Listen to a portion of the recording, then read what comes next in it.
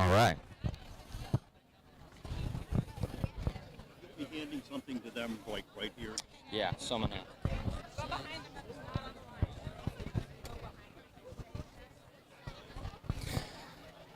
Ladies and gentlemen, your attention please down on the field. Good evening, Crabs fans, and welcome. Yeah, you can clap. That's great. My name's Zach O'Hannon, and I am a local Crabs alumni. All of you diehard Crabs fans know how special this is to all of us, and I personally feel really lucky to be able to have stepped on this field and played as a Crab, and to be recognized as part of this Humboldt County tradition. I've had the opportunity to be involved with the Crabs Board of Directors this year and was grateful to be asked to assist with the 80th season's Hall of Fame class of inductees, all these gentlemen here that I'll be introducing. It really is an honor to be able to be standing here now and ushering these guys into permanent place in Humboldt Crabs history. Before I do so, though, I do want to take this opportunity to express my appreciation for the Humboldt Crabs Board of Directors. We can clap for that. All right, all right.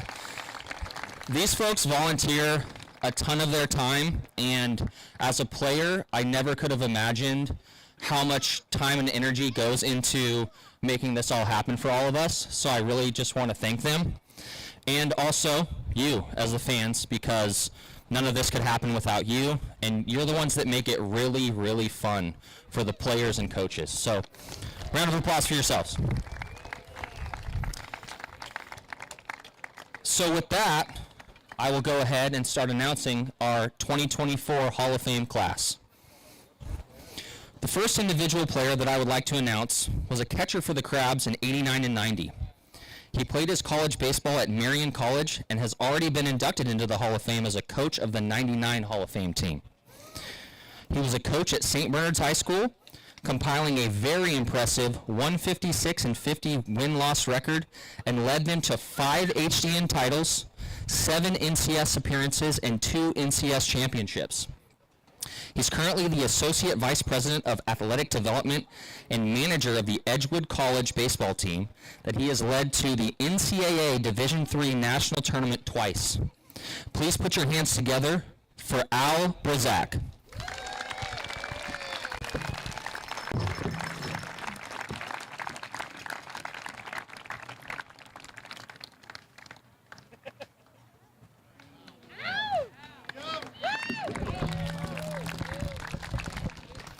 All right. Next, we have a Crab that played from '95 to '96 and coached in 2000. He has held head coaching positions at Ferndale High, Menlo College, South Dakota State, where he was named the 2007 Division I Independent Coach of the Year, and is currently the head coach at Sacramento State, where he has received Coach of the Year honors in 2012 and 2014, and led the Hornets to the WAC Tournament Championships in 14, 17, and 18. He also represented the United States as a coach of the 2023 USA Collegiate National Team. Over his 2 seasons as a Crab, he compiled 59 runs, 63 hits, 18 doubles, 10 home runs, and 60 RBI. Let's hear it for Reggie Christensen.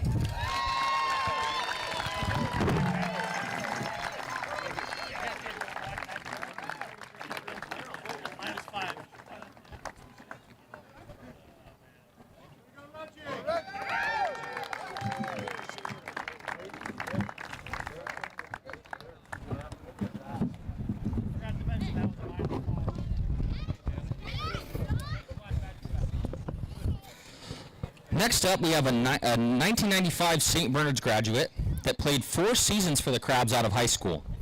As a pitcher, this player had a total of 45 appearances, 69 in the 3rd innings pitched, 5 wins, 13 saves, and 56 strikeouts with a 3.26 ERA. He led the team in saves in 1996 through 98. He pitched for the Scottsdale College and professionally for the Springfield Capitals. Currently, he is the athletic director and varsity head coach of the St. Bernard's football, girls basketball, and baseball teams with a very recent girls basketball CIF state championship in 2023-2024. Give it up for Matt Tomlin.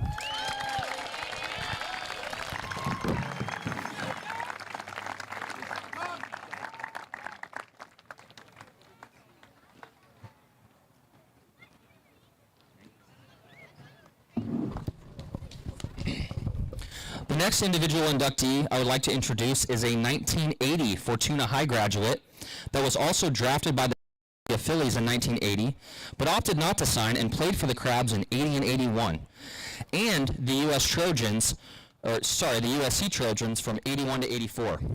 As a Trojan, this player compiled 120 hits, 14 home runs, 81 RBI before again being drafted by the Toronto Blue Jays in 84. He played professionally in the Gulf Coast League, where he had 192 at-bats, 26 runs, 55 hits, and a .287 batting average. In 1999, he was named to the Time Standard All-Time North Coast Baseball Team as an outfielder and was ranked number 33 in the Time Standard North Coast Athletes of the 20th Century.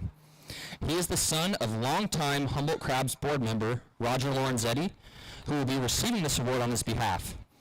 Big round of applause for Greg Lorenzetti.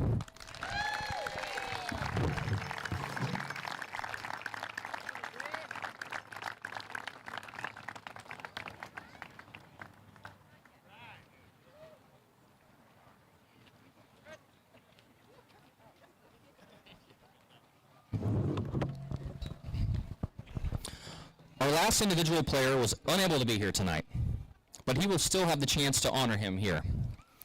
He is a Eureka High graduate who played primarily as a catcher for the Crabs from 2000 to 2003. He was named the Crabs MVP in 2002. Over his 4-year career, he compiled 442 at-bats, 91 runs, 137 hits, 44 doubles and 12 home runs with 99 RBI and a .310 batting average. This Fresno State Bulldog was drafted by the St. Louis Cardinals in 2004 and played 2 professional seasons where he played 57 games, had 36 hits, 3 home runs, and 18 RBI. Hands together for Brandon Marcelli. Reggie Christensen will be accepting the award on behalf of Brandon Marcelli.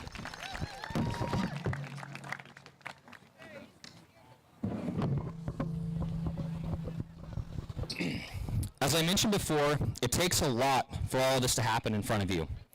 There are very special and dedicated people that give their time, energy, and passion to making sure the Humboldt Crabs players and coaches can take the field. Today, the Humboldt Crabs would like to honor one of those people. This individual was hired by the city of Arcata in 1972 with a primary role to maintain the Arcata ballpark. From 75 to 2019, this person was the field manager and head groundskeeper. In 95, the new Crabs Board of Directors opted to start compensating this person for their contributions. And over 44 seasons, this person prepared the field for over 1,000 Crabs games. I can say personally that it was a pleasure playing on an immaculate field that this person cared for so meticulously. I am very honored to announce Fred Lamelli to the 2024 Hall of Fame class.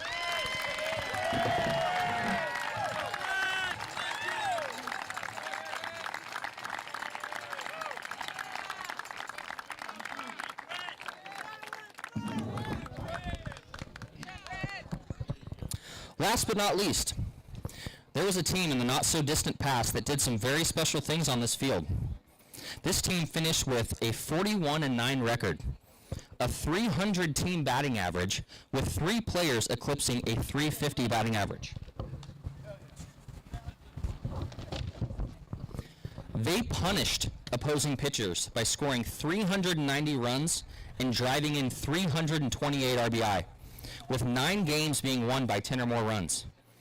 Their pitching staff carved up opposing batters with a team ERA of 2.61 and 7 pitchers with an ERA under 2. They also struck out 420 batters over the course of the season. 3 players from this team were drafted, and 4 total played professionally. This team was nicknamed the Cardiac Crabs based on their ability to come back late in games and keep the fans' hearts pounding in their chest. I am proud to announce the 2015 Humboldt Crabs team as the 2024 team inductee. And now I will announce the coaches and players in attendance from the 2015 team. First, we have team manager Tyson Fisher.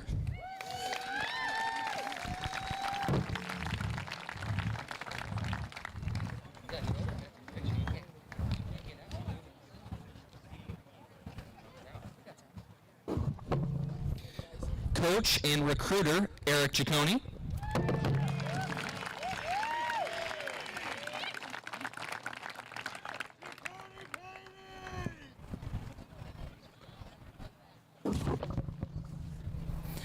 And the players we have in attendance today, Justin Mullins,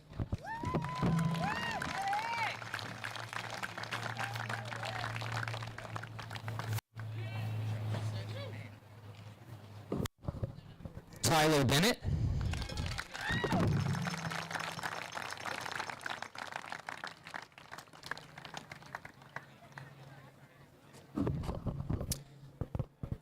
Cooper Bruner,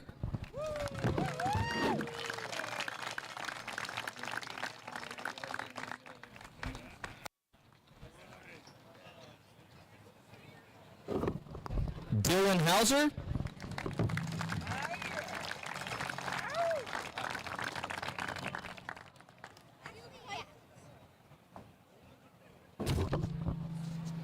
Jesse Madrano,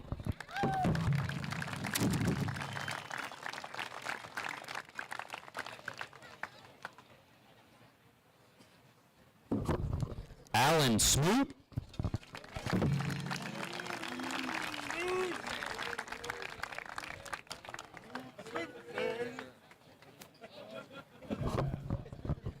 and the 2015 recruiter, Robin Guyver.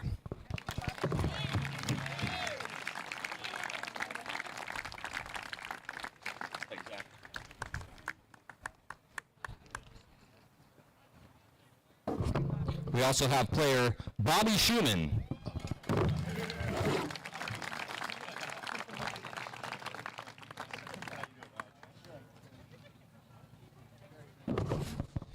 So the last thank you I'd like to give out is to our historian, Bryce Gummersall, for compiling all that awesome data for me.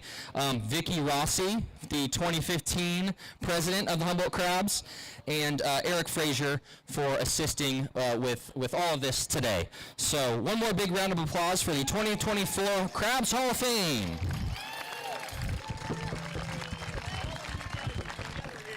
Go Crabs!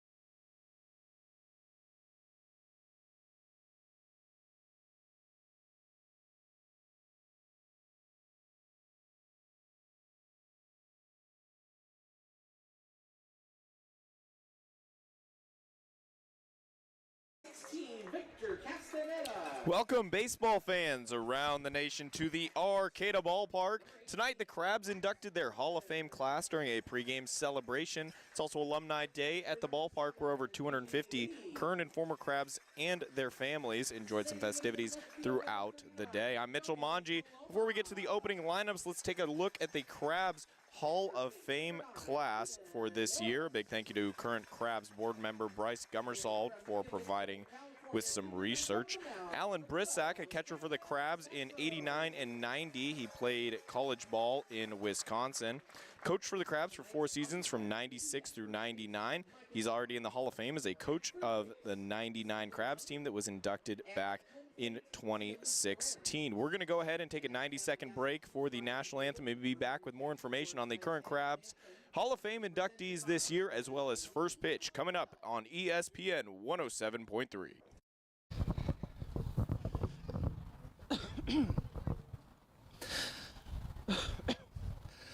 Oh, say, can you see by the dawn's early light what so proudly we hail at the twilight's last gleaming, whose broad stripes and bright stars through the perilous fight o'er the ramparts we watch were so gallantly streaming, and the rocket's red glare, the bombs bursting in air, gave proof through the night that our flag was still there.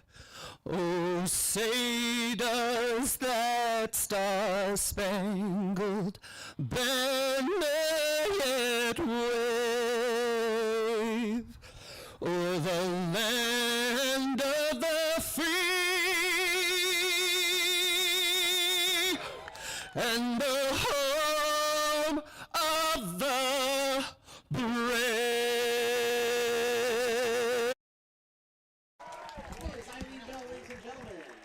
Just as we are almost ready for first pitch, again, another local name. We're going over some of the Crabs Hall of Fame inductees this year.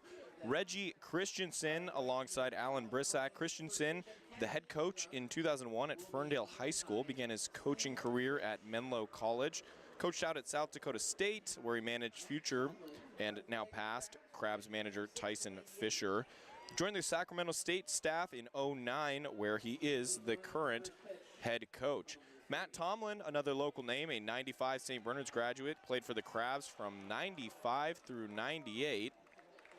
As Matt Tomlin throws out the first pitch, that was way outside. And Tomlin did lead the team in saves in '96, '97, and 1998. They're having all the current Hall of Famers and throwing out the first pitch, and fans giving him a little bit of a hard time. The final inductee, the 2015 Crabs team. Crabs were 41-9 that year. Team was managed by Tyson Fisher. Assistant coaches Eric Giacconi, Andrew Ayers, Andrew Nelson, all local guys. I asked before the game Eric Giacconi what one of his favorite memories was of that 2015 team. He said it was an absolute complete ball club. He said that there was not a hole on the team. One of the last times that he remembers that over the summer, he said from the pitching staff to the hitting to base running, fielding, everything was just, there was no holes in that team throughout, and very fun to watch.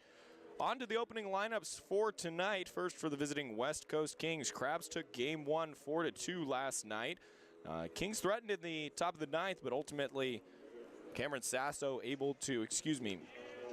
Caleb Ruiz able to come in and get the save. For the Kings, leading off the center fielder Kirk Wolf.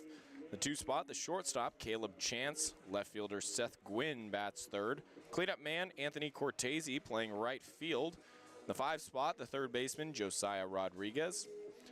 DH Asa Martinez batting 6th. First baseman Paul Lazul in the 7 spot. In the 8 hole, the catcher, Preston Scott. And rounding out the lineup, the second baseman, Sammy Rivas. On the bump for the Kings will be the pitcher, Landon Marchetti. For the Humboldt Crabs, leading off, the second baseman, Jet Ruby. Antonio Avila batting second, playing center.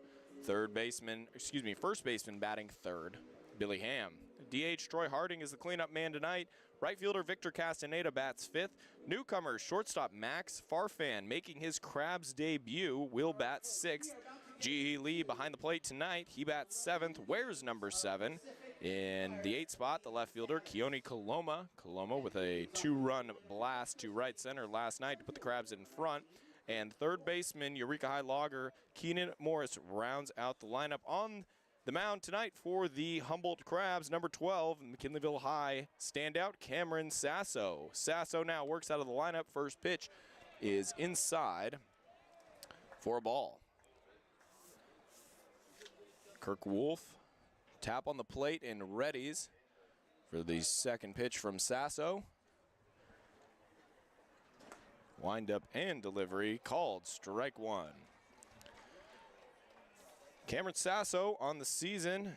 This is his 7th start. He's pitched just over 32 innings, given up 29 hits, 15 runs, only 14 earned. And the delivery from Sasso is fouled straight back. Struck out 27 batters.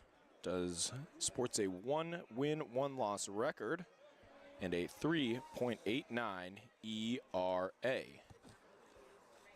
Sasso with the long look in. Now readies the windup delivery. Breaking pitch in the dirt. Swung on and missed by Wolf. And Sasso strikes out Wolf to start the game. So Wolf again led off the game last night. Similar lineup for the Kings. Stepping into the batter's box, right-handed hitter Caleb Chance. Chance with a shot up the middle to Farfan, and Max Farfan, again in his Crabs debut, fields that one cleanly on to Billy Ham, and there are 2 away.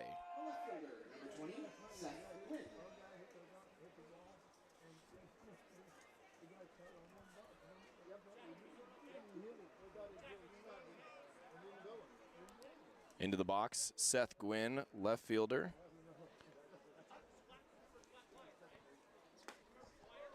Swing and a miss on the first pitch from Sasso.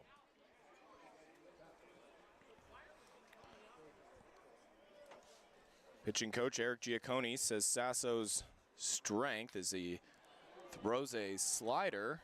It's going to be popped up in left field. Coming in and making the catch is Coloma. So we'll get more on Sasso when he comes back out. Kings go in order 1, 2, 3. Crabs due up 0-0 ball game on ESPN 107.3.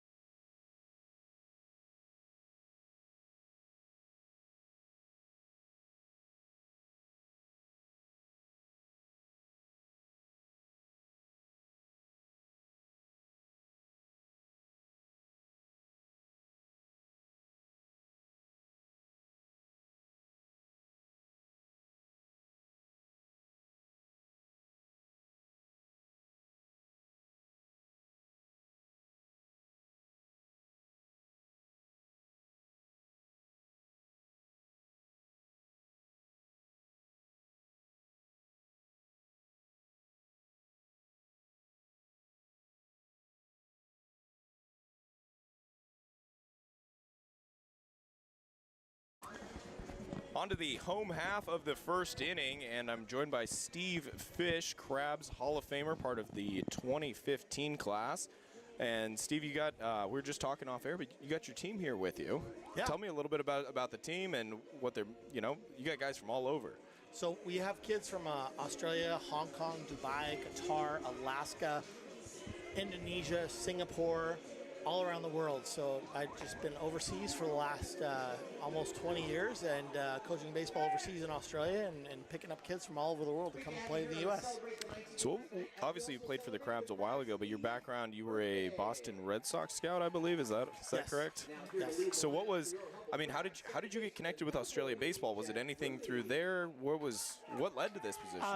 After I retired in professional baseball, I went down to play there for a year, and that's how I ended up getting into it. So I came back to the U.S. after I played for a year in Australia after playing professional baseball for 7 years, and went down in 2006 to take a job and ran development and coaching national teams. So I coached the 18U national team, the men's national team, and then I started running these overseas trips and started picking kids up from all over the world to come here to play. And it was really important for me to come back and play in Eureka, where I first started playing baseball at a competitive level. Ruby, the leadoff man, the 1-1 pitch inside, chopped towards the visitors' dugout. So, Steve, forgive me, I don't have a ton of history. What position was your natural position playing baseball? I played shortstop growing up and then converted to being a pitcher when I was in college. What do you enjoy more? I enjoyed being a position player because I love being involved in every asset of the game. Ruby's swing is popped up to shortstop, and they're one away in the bottom of the first. So how did you get all these guys to come here back to Eureka? How were you able to pull that one off? So I played with a couple of Hall of Famers. So Reggie Christensen, who's the coach for Sac State, and Matt Tomlin were teammates with mine with the Crabs. And so we had this hookup at St. Bernard's where I can bring the kids and stay in the dorms and play in the tournament here and save a ton of money with the kids and play in a tournament here. It's just been absolutely awesome being able to come back here for a week and play in a tournament and play some games before the tournament starts. The 0-1 to Avila into the box as a fly ball out to center. Going back, the center fielder makes the catch, couple feet shy of the warning track. What was your favorite part, Steve, playing for the Crabs? Oh, man, the fans were awesome. And I had such an incredible experience playing here back in the legendary days when Ned was here, Baseball Betty was here, Shorty Ames was my coach. It was just such an epic time. And some of the baseball memories, even outside of playing professional baseballs, were here in Humboldt. Billy Ham into the box, takes high for a ball, 1-0. So I noticed, let's see, your right hand, you've got a ring on. Yeah. Tell me a little bit about that. So it's a 2013 Red Sox World Series ring. I've been a scout with the Red Sox for 12 years and have an 18 ring as well. And I just had a chance to be a part of several incredible teams and be part of those championship runs on a minor league level and a major league level. Ham stands in for the 1-1, swings and chops it. Looked like off his foot there. So where were you based as an MLB scout? So I was based in Perth, Australia, and I was coaching the national teams there and coaching Major League Baseball set up a professional winter league there in Australia. So I was managing a team in Perth, Australia, and had a chance to coach several major leaguers. Who were some of those major leaguers you coached? Reese Hoskins, Ronald Acuna. I probably had close to 24 to 25 major leaguers that came through that area that had either a cup of coffee or trying to make their way back to the major leagues. That's pretty sweet. The 1-2 to Billy Ham. Skies it towards the third baseman and handled. So at the end of the first, Crabs fail to score. They go in order 1, 2, 3. Be back with a little bit more from Steve Fish, top of the second. You're listening to Crabs Baseball, ESPN 107.3.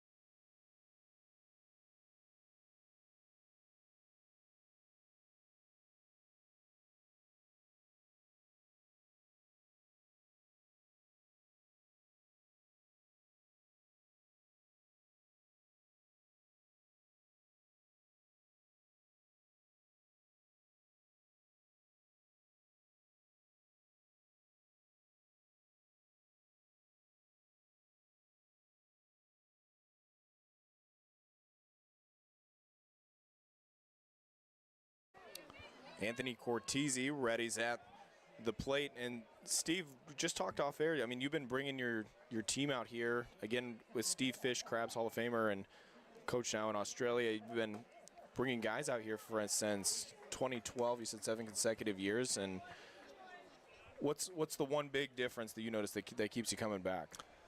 Just the ability to come out here and have decent weather. We're at 60 to 70 degrees, where we have kids that come from all over the world, and great play there. They just get a chance to train, and we can do that in 60 to 70 degree weather compared to 110 degree weather.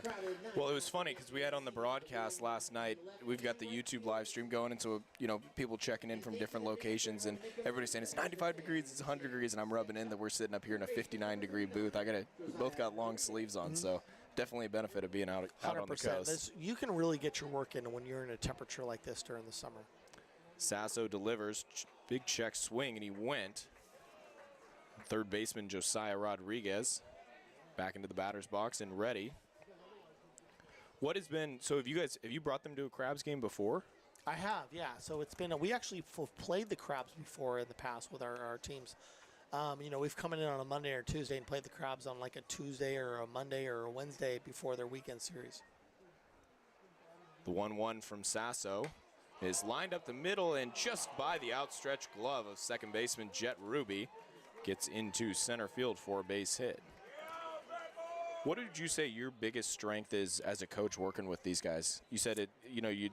They're from all over, so obviously you got to get to know them. But it's similar to like summer ball, where these guys come in from everywhere, and you've got to couple months together. It's tough, man. We've got about 35 days together, and we just got to make sure they gel. And like being able to come in here into Eureka.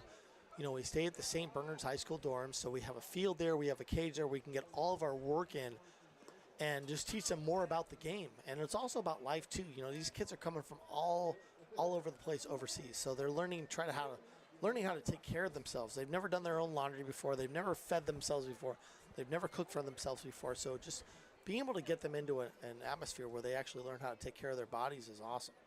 Top of the second inning, 0-0 ball game, runner on, as Sasso delivers a called strike, 1-1.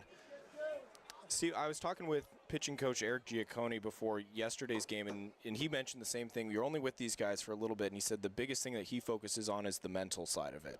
And obviously there's the life lessons that you've mentioned, but how important is it? You've mentioned the ability to get in the cage and get work as a swing and a miss there by Martinez, but how big is that mental side when you're working with these kids? I mean, it's huge, because at the end of the day, all of our goals are to get paid to play one day, and I was so fortunate to have that opportunity. And coming through this organization for 3 years, I was so focused on making sure I didn't have to work 9 to 5. And this opportunity to play here in Humboldt, where I could get everything I needed to do done in a great climate, in a great atmosphere, where I get a chance to be in a 60 to 70 degree climate where I can get my work done every day, just put me in a position to play professional baseball. Again, we're with Steve Fish, Humboldt Crab Hall of Famer, runs the. What is the official name of your program in Australia? World Baseball Showcases, and we have kids from Australia, Taiwan, Korea, Japan, Hong Kong, Australia, Dubai, Qatar, everywhere around Asia. And how many kids do you have with you here tonight? We have 40. Wow, that's awesome. So in a combination, you got alumni, Hall of Fame, you guys here. I mean, we've got an absolutely packed house tonight, and that's one of the things when you talk to the players that they love about this is the fans and the atmosphere that, night in and night out playing in the Crabs ballpark. No, it's awesome. It really is. Like I said, our kids have actually played the Crabs before, so to be able to play in front of a crowd of 500 to 1,000 people is a huge experience for our kids as well. We just didn't have that cattle and didn't really quite have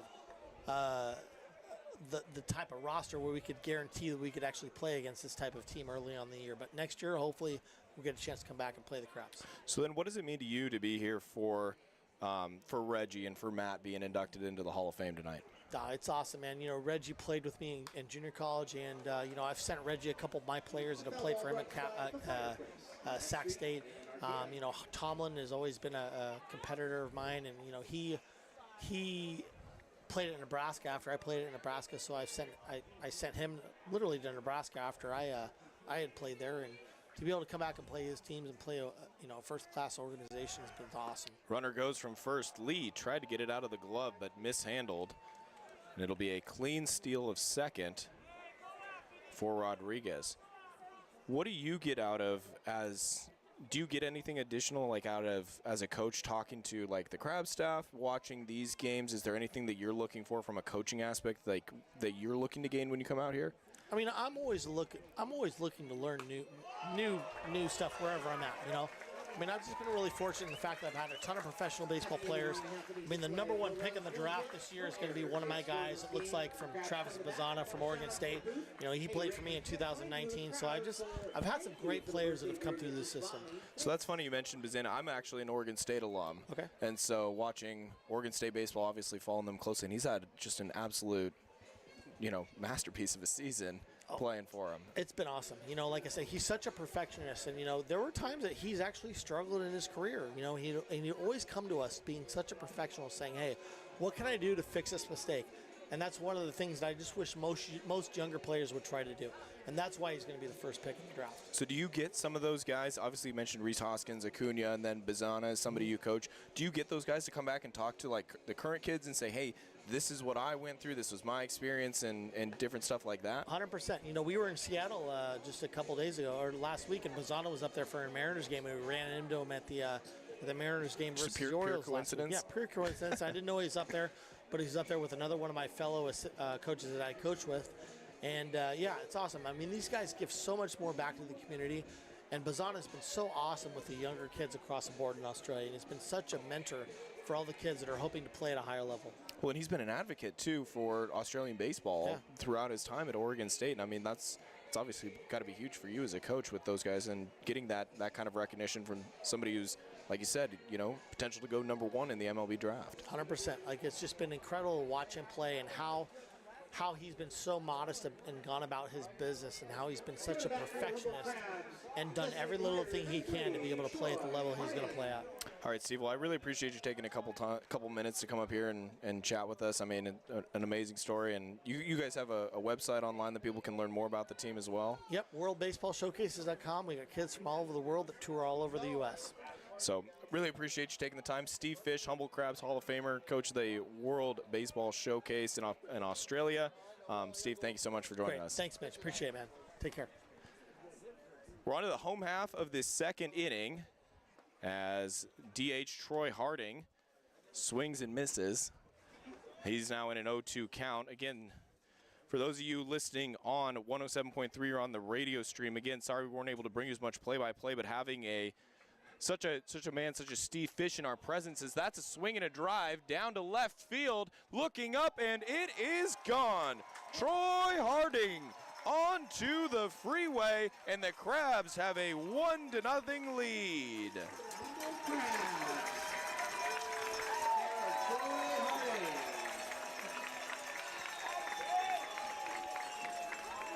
So Troy Harding hits one on to 101 South, and the Crabs have opened up a 1-0 lead here in the bottom of the second inning.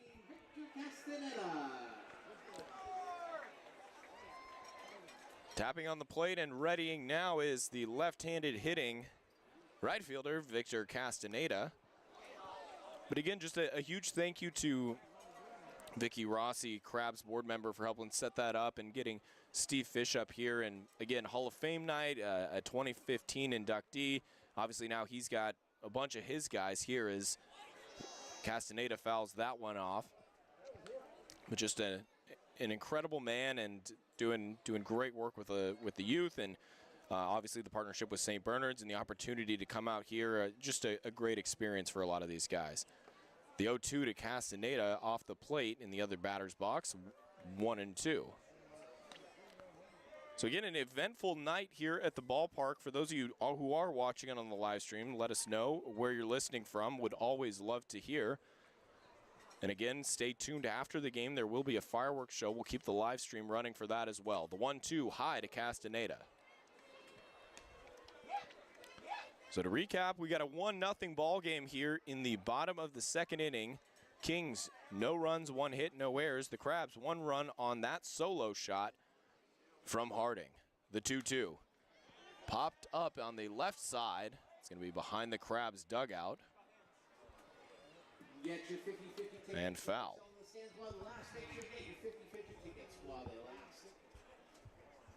Castaneda struggled recently at the box. He got off to a hot start. He is still tied for the team lead in home runs with 4 with Felix. The 2-2 off the plate with a breaking ball. Count goes full. Castaneda batting .250 coming into today. As mentioned, he does have 4 home runs along with 4 doubles, 17 RBIs. 3-2 from Castaneda, fouled straight back to the screen. Collected by newcomer Max Farhan, who's readying on the on-deck circle. Bat Boy bringing out some new baseballs to home plate umpire Tim Lorenz. Michael Cowan's the first base umpire, and Stephen Young is at third. Young was behind the plate in last night's affair. The 3-2 to Castaneda popped up. That's going to be behind us and out of play. So a long at bat for Victor Castaneda.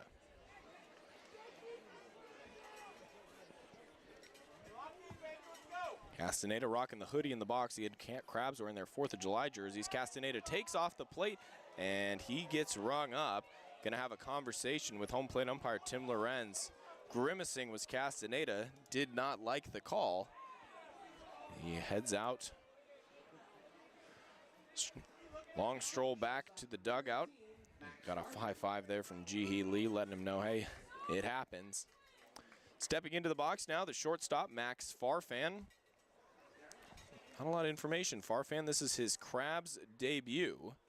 First pitch swinging, and swung above that pitch as it's an 0-1 count. Breaking ball.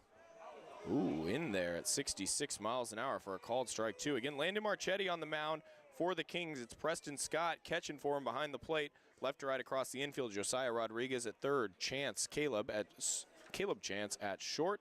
Sammy Kivas at second, and Paul Lazul at first. The 0-2 off the plate. Seth Gwynn plays left. Kirk Wolf back in center. Anthony Cortese in right for the Kings. Again, we're in the bottom of the second inning. Crabs holding a 1-0 lead. Marchetti deals low. 2-2. Marchetti touching low 70s as the 2-2 is fouled down the right side. He's got a lot of change of speed. He's got an 85-mile-an-hour fastball that he just threw right there. Slider or other breaking pitch in the low 70s, and he did hit 66 on his curveball, so taking almost 20 miles an hour off that curve. Fastball, grounder to short. Backhand and mishandled by the shortstop.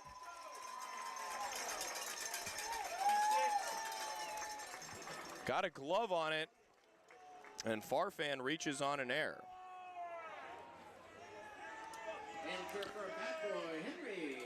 So routine ground ball. The Caleb Chance, instead of moving his feet and getting his body in front of it, he went for the backhand and went off the back of his glove. So Farfan stands at first after the miscue. Ji-Hee Lee readies at the plate. The left-hander Marchetti off the plate for a ball, 1-0. Ji-Hee Lee on the season, batting just shy of .250. It's the 1-0 to Lee. He takes on the outside corner, strike 1. Lee's scored 18 runs this year. That's 20 hits, five of those being 2-baggers, and has walked 12 times. Marchetti sets and delivers, catches the outside part of the plate. Again, Crabs fans are not exactly thrilled with home plate umpire Tim Lorenz. They've let him know on multiple occasions.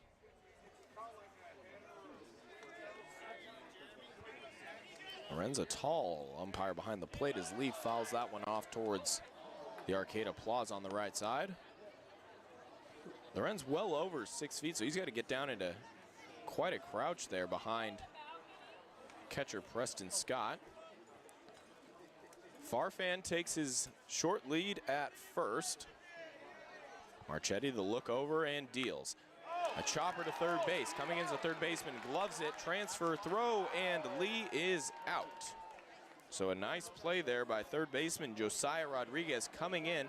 Looked like he almost mishandled on the transfer, but able to get Lee at first. Left-handed hitting Keone Coloma. Readies as Coloma hit a home run to right center field last night, a no-doubter, 100 miles an hour off the bat. Farfan at second. Long look back. Marchetti deals. It's a ground ball to the second baseman. Gloves it in, the soft throw to first, and Coloma is retired. 1 run on 1 hit, the Troy Harding solo shot. No errors as we head to the third. Crabs 1, Kings 0 here on ESPN 107.3.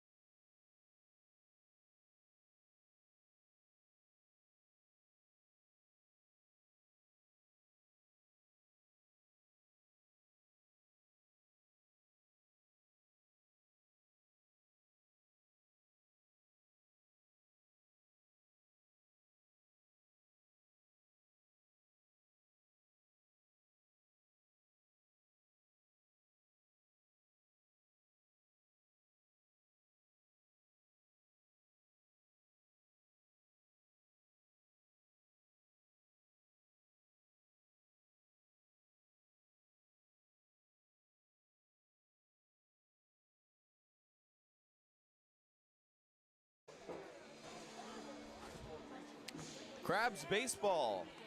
Crabs holding a 1-0 lead here because Cameron Sasso takes his final warm-up pitches. Crabs baseball brought to you in part by Crestmark Millwork. Crestmark Millwork is a local manufacturer of custom cabinetry and millwork for commercial projects throughout California and Oregon. Creating signature elements of extraordinary spaces since 1997, Crestmark's amazing creations can be seen on their website at crestmarkmillwork.com. Also brought to you in part by Compass Community Credit Union. Hey Crabs fans, team sponsor Compass Community Credit Union is happy to point you toward a better banking experience. Visit their conveniently located branches in Arcata and Eureka or online at compassccu.org. That's compassccu.org. Again, live on ESPN 107.3, 1340 AM, streaming on KATA1340.com, and the YouTube live stream by way of the Humboldt Crabs. Top of the third here, pitch from Sasso is off the plate to Scott. Preston Scott, the catcher tonight. The 1-0 from Sasso is hit down the left side, moving over a couple of steps and making the catch is the left fielder Keone Coloma. Again, let us know where you're listening from. We've got listening in Brentwood, California. Again, probably hot down there. And New Orleans. Mortgage 2-minute drill. Have a good friend here from Humboldt who just moved back home to New Orleans. So if you see him rolling around the streets, I'm giving you no other information other than that. But he's from Humboldt. Say hi to him for me. 1 away here. Pitch from Sasso just inside.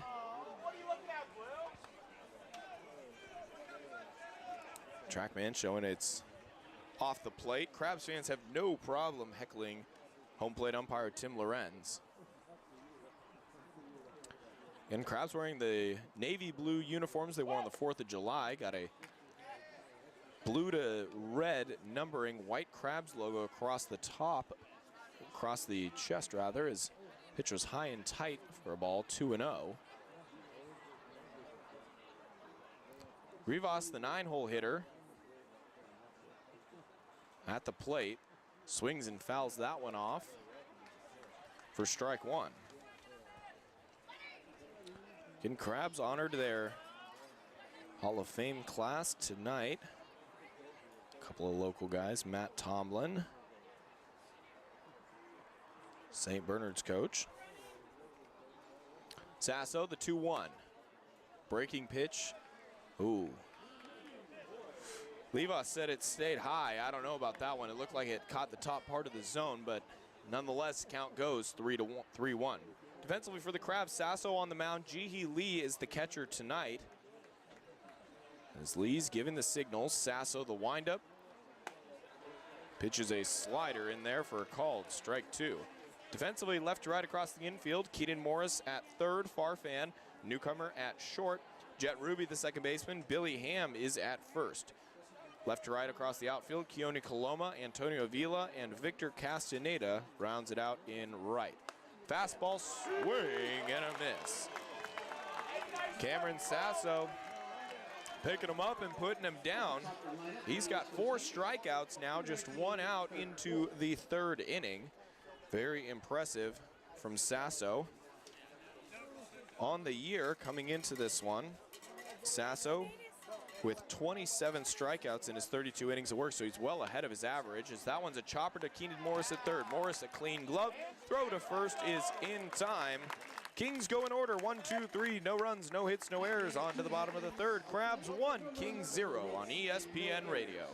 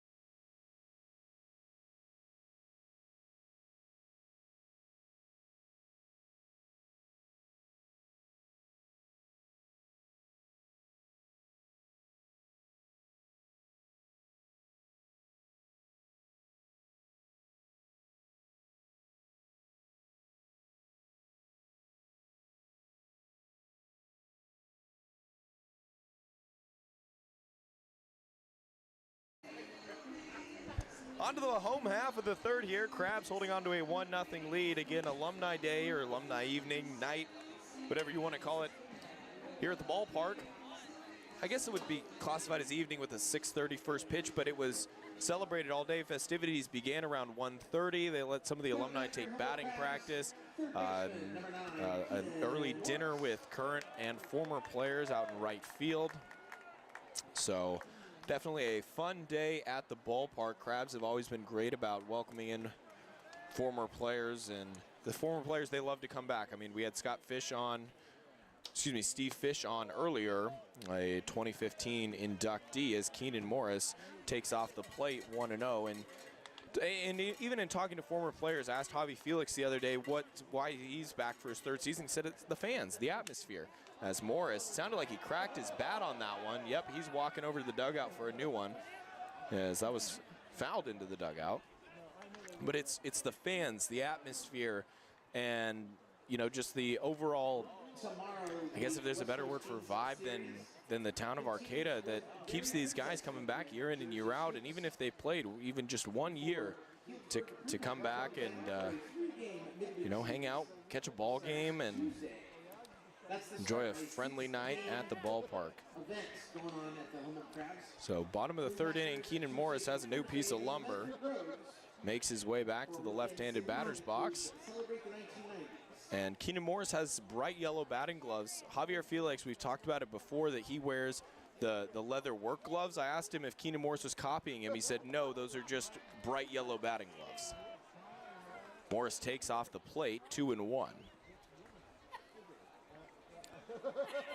So the Crabs uniforms, second time they've worn them this season, the navy blue. They've got stars and stripes on them, broke them out on the 4th of July. That pitch to Morris is slapped into left field and a diving catch.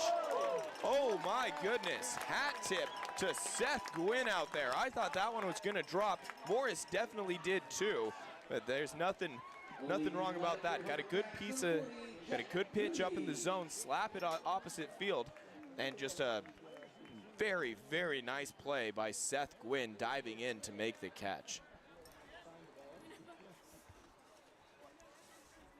Lineup turns over.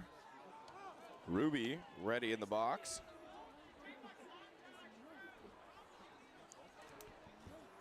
Takes a strike. That was way off the plate. 0-1. Next pitch. Similar spot, different result. Count evens at 1 apiece.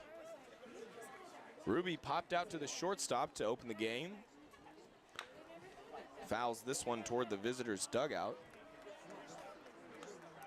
Landon Marchetti, the left-hander on the mound for the Kings. And don't normally see a lot of left-handed pitching, so the Crabs, including Ruby, Keenan Morris, usually have that right-left advantage, but not here against Lanchetti. That one is a slider that stayed inside and hit Ruby. So Ruby with a quick trot down to first base. We won't say completely pain-free, but being that was a 71-mile-an-hour off-speed pitch, definitely does not hurt as much as a fastball square to the back. So Ruby, hit by a pitch, now stands at first base. Takes a peek over to JB, John Bryant, the third base coach. Antonio Avila in the right-handed batter's box and takes off the plate for a ball. 1-0. Ruby takes his lead at first. Avila pops that one up on the right side of the infield. First baseman calling everybody off, and ends up falling forward, but secures the catch. Happy birthday shout out up to the booth. Happy birthday to Brian Bowes from Taylor and the Ludkeys. So Antonio Avila pops out to the first baseman, second out of the inning. Number 30. Billy. Hands his bat to the bat boy, let him do his job and carry it back. Bat boy's wearing shorts tonight. See a gentleman down in front of us putting his jacket on. I've got my sweatshirt on as well. As the sun sets, not that there was much sun. Throw over to first. Cloud cover's been here and there since about first pitch. Temperatures will drop as the lights are just now turning on over the stadium. Gentle breeze out to left center field. Ham readies in the box, sends it to the shortstop. Shortstop quickly up with it, and the throw over to first, and Ham is retired. No runs, no hits, no errors, one left on as we head to the 4th inning. Crabs baseball, ESPN 107.3.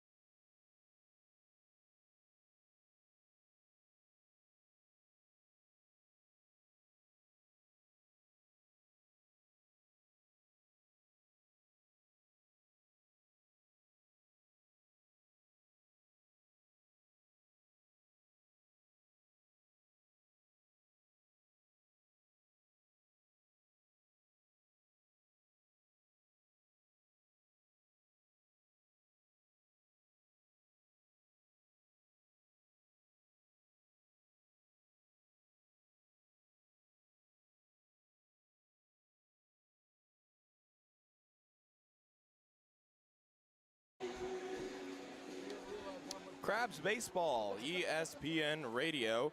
Baseball brought to you in part by Cypress Grove Cheese. Cypress Grove is the leading producer of delicious artisan goat cheese, including Humboldt Fog, one of the most famous cheeses in the country. Proudly based in Arcata, California, Cypress Grove cheeses are available at cheese shops and grocery stores nationwide and online at cypressgrovecheese.com. There's nothing like like that Humboldt fog feeling. Sasso back on the hill for his 4th inning of work. First pitch is low and in. Fastball for a ball.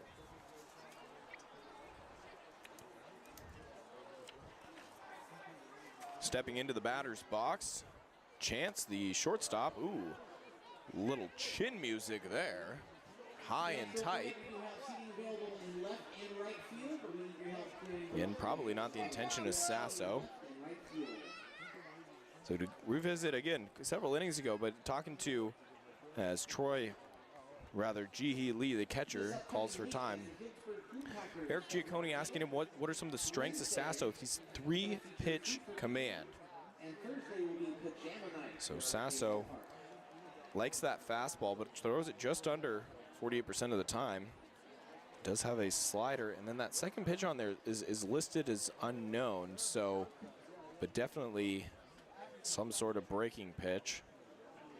Try to get that information before his next outing. Sasso throws the slider. It's blooped down into right field, going down the line. Ham going back, and it's going to drop in play. Rounding first and holding is Chance. So a bloop single, and Caleb Chance is aboard, first batter of the 4th inning. Again, Crabs holding on to a 1-0 lead. Singular run came by way of a Troy Harding solo shot onto Highway 101.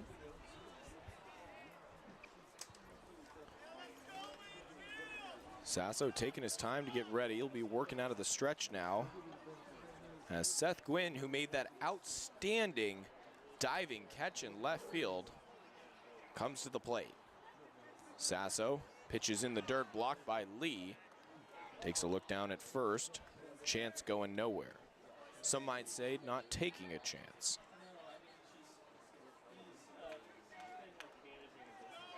Short lead at first. Sasso takes a peek over. Comes set. The 1-0. Ooh, nice pitch from Sasso. Fastball low and inside. Tough pitch to hit.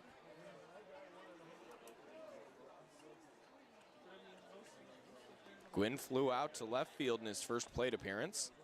Throw over to first, diving back safely is Caleb Chance.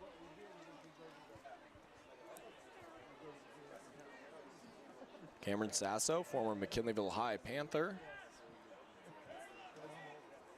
Throws a slider, brushes the dirt. 2-1. Again, a packed house tonight. See Steve Fish's group, some of them standing up there in the first base bleachers. The 2-1 from Sasso catches the outside part of the plate. Nice pitch from Sasso. Good Cameron working in his 5th start here. A clean first 3 innings. Allowed a single here at the top of the 4th. Throw over, back standing is Chance. Great turnout again tonight. Left field packed, right field packed. Lots of former Crabs in attendance tonight. Hall of Fame ceremony before the game. Last night was night to honor Jerry Nutter as that slider has popped up on the left side.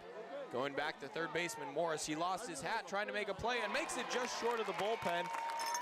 Chance bluffed from first, no go, but a very nice play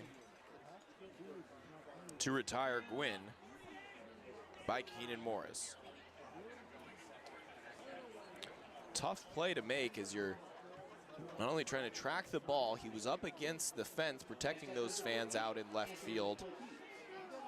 Luckily no sun as he lost his hat on that one and able to secure it. Javier Felix getting a night off tonight as Cortese steps into the batter's box. Shortstop Max Farhan backhands it long, throw to first is not going to be in time.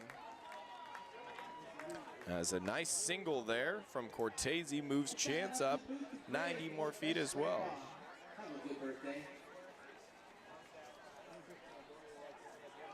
So 2 on with only 1 out.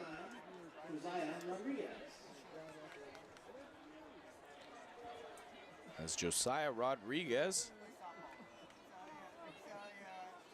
readies at the bat. Long lead at first. Ham not holding on. Cortese. Rodriguez takes fastball right down the middle, called strike one.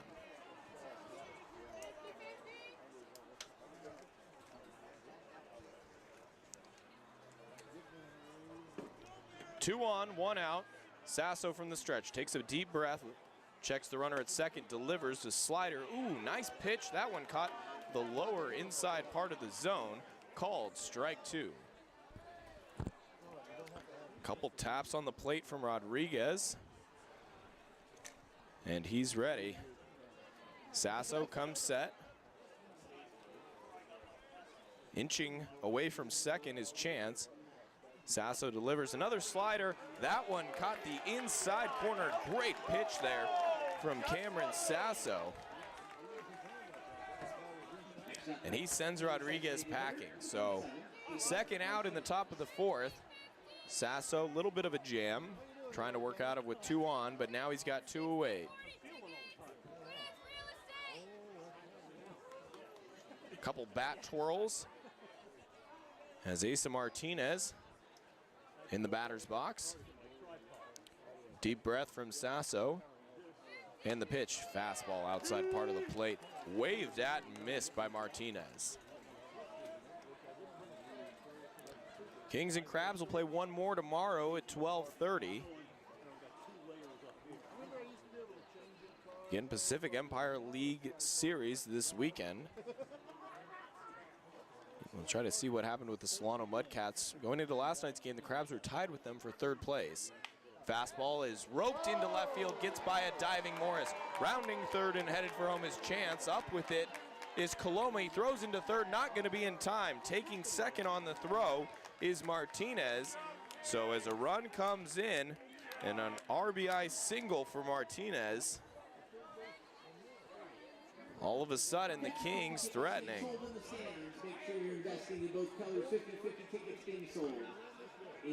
So Cortese now at third, Martinez at second.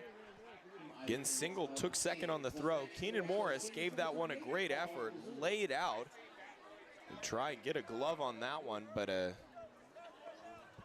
hard hit ball just through the infield.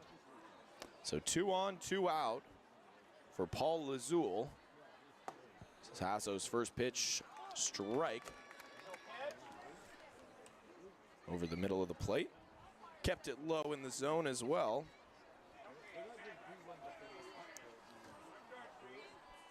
We've got a tie ball game here. Kings just tied this one up at 1 apiece and threatening. They've got runners at second and third with 2 away here in the top of the fourth. Sasso's pitch is fouled off the screen behind home plate. He lost his bat on that swing. It went all the way back to the backstop. Lazul's got a couple of batting gloves on too. So the lefty might need to squeeze it a little tighter and invest in some pine tar. Sasso set the 0-2 in the dirt, blocked by Lee. Lazul put up the stop sign for Cortese at third. Don't think he was going to go regardless. Crabs do a good job rotating catchers between Troy Harding, Ethan Rivera, and Ji-Hee Lee. Keep a fresh set of legs there behind the dish. The 1-2 from Sasso. Off the outside of the plate, slapped to the second baseman. Ruby is up with it. His throw to first is in time, and Sasso escapes with minimal damage. 1 run, 3 hits, no errors as we head to the home half of the fourth. Crabs, Kings tied at 1 apiece here on ESPN 107.3.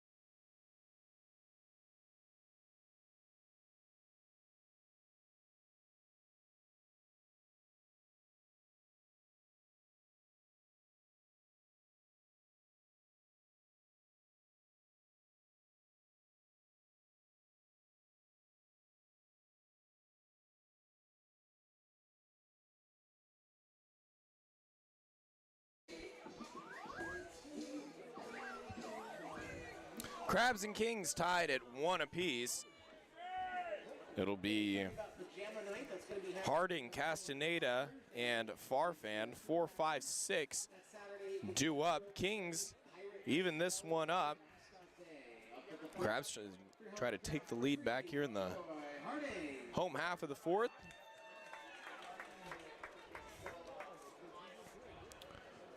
Troy Harding steps into the batter's box and readies. The left-handed pitching that one's a line drive into left center field and gets down. Troy Harding having himself a pretty good night so far. He had a home run in the 2nd and a first pitch single in the 4th. That's Landon Marchetti, the lefty on the mound, as left-handed hitting Victor Castaneda comes up. Castaneda struck out looking, did not like the call in the 2nd. Short lead at first for Harding. And that one's a line drive, gonna get down into right field. So 2 pitches, 2 singles for the Crabs. And they've got something going with the bats here in the bottom of the 4th inning. Here comes the bat boy, 1 of 2, Henry. So Crabs and Now up to the plate, number 18. in a good position here with runners on 1st and 2nd, and gonna have time called in a meeting at the mound. Entire infield coming in. While we've got a quick timeout, we will take a second to thank some of our sponsors. North Bay Automotive. North Bay Automotive on 10th Street in Arcata, providing a comprehensive range of auto repair services for more than 20 years. Trust North Bay Automotive for all your auto repair needs. Also brought to you in part by North Coast Audiology. Julie Kelly and her team at North Coast Audiology maintain a patient-centered focus, providing audiological services to Humboldt, Del Norte, and Trinity counties. They are dedicated to helping all patients, regardless of age or insurance coverage. Trust North Coast Audiology for all your audiological needs. We have a pitching change now as Marchetti's night is done. We'll go ahead and take a 60-second timeout and be back. Crabs with 2 on, nobody out here in the bottom of the 4th, tied at 1 apiece on ESPN 107.3.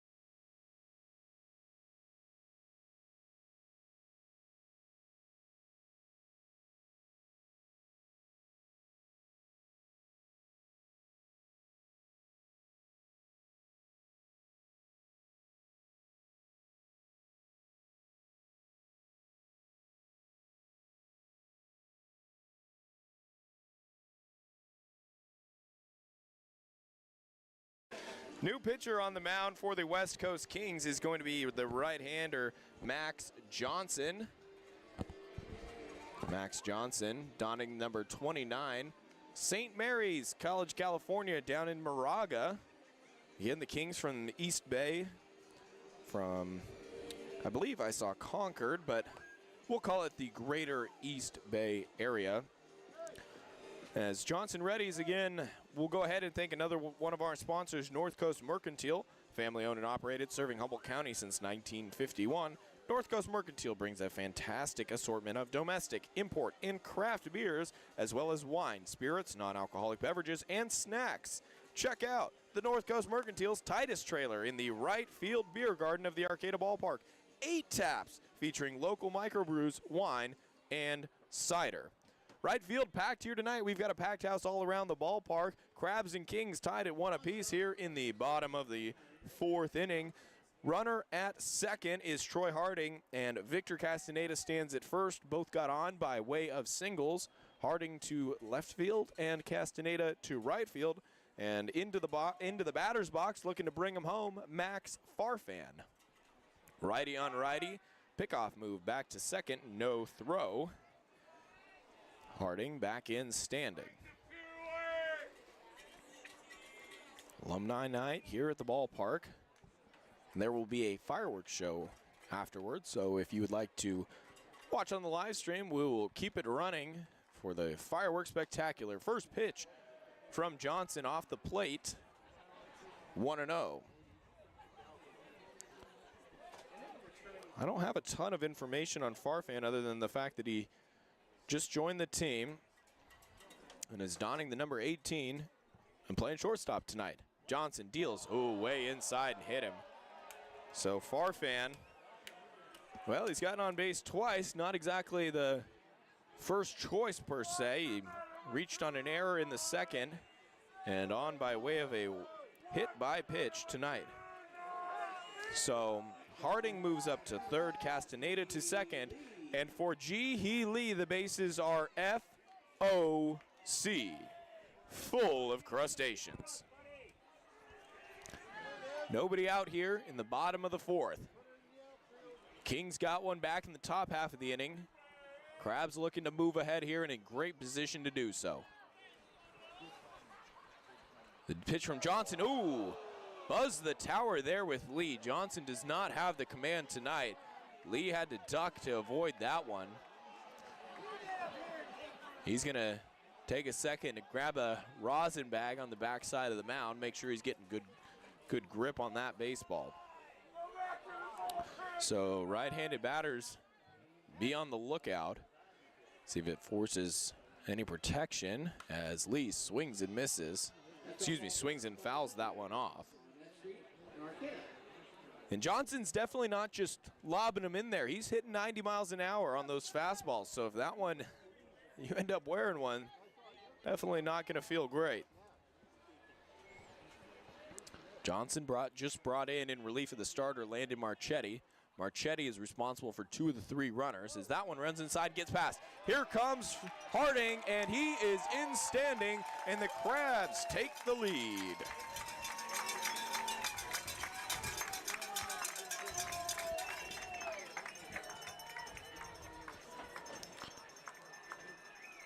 So Harding comes in on the wild pitch. And Crabs are now hold a 2-1 lead here in the bottom of the fourth. Castaneda up to third. Farfan moves up to second. Lee readies for the 2-1. Big swing and a miss on a fastball up in the zone. Good pitch there from Johnson. When he's hitting the zone, it's definitely tough to hit. Crabs batters haven't gotten contact on it again, although albeit minimal appearances at the plate. The 2-2 inside, a chopper down the first base side, handled by the first baseman, trips and falls, but regains his balance and steps on first base. Lee is out, but Castaneda comes home, and the Crabs are up to a 3-1 lead. Farfan did move up to third as well, but 2 runs across here for the Crabs, and they hold a 3-1 lead here in the bottom of the fourth. Keone Coloma steps into the left-handed batter's box. The runner on third and 1 away. Both batter and pitcher taking their time getting ready, adjusting the dirt in their respective areas. Johnson throws a fastball outside part of the plate. Off the plate, rather, 1-0. Keone Coloma grounded out to the second baseman in his first at bat, checks his swing there. They're going to say he went around, called strike 1. Coloma hit his second home run of the year last night, coming into tonight batting .231. As the lefty from Pleasant Hill takes off the plate, 2-1. Coloma, another one who joined the Crabs fairly late. But the newest addition is Max Farfan, and he stands foul ball territory near third base. The 2-1 from Johnson is low, but blocked by Scott. And Max Johnson having some control issues here as he's come in from the bullpen. There is another left-hander getting loose in the bullpen. Kings don't want to burn through too many pitchers. There's a big cut there from Coloma on a fastball.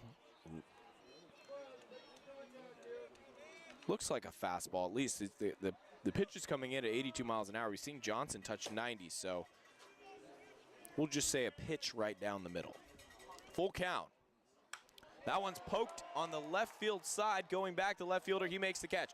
Tagging is Farfan, and there will be no throw. Keone Coloma drives in the third run of the inning with a sacrifice fly. So the full count pitch on the outside part of the plate, just deep enough to get Farfan home. And since the base has been loaded, Crabs have given up 2 outs, but they've scored all 3 of those runners on base. Keenan Morris into the batter's box for his second time tonight. Keenan Morris, wanted to swing there, but that was high and tight. Definitely did not go around for ball 1. Morris had a hit stolen from him by left fielder Seth Gwynn in his first plate appearance. The 1-0 is skied into center field.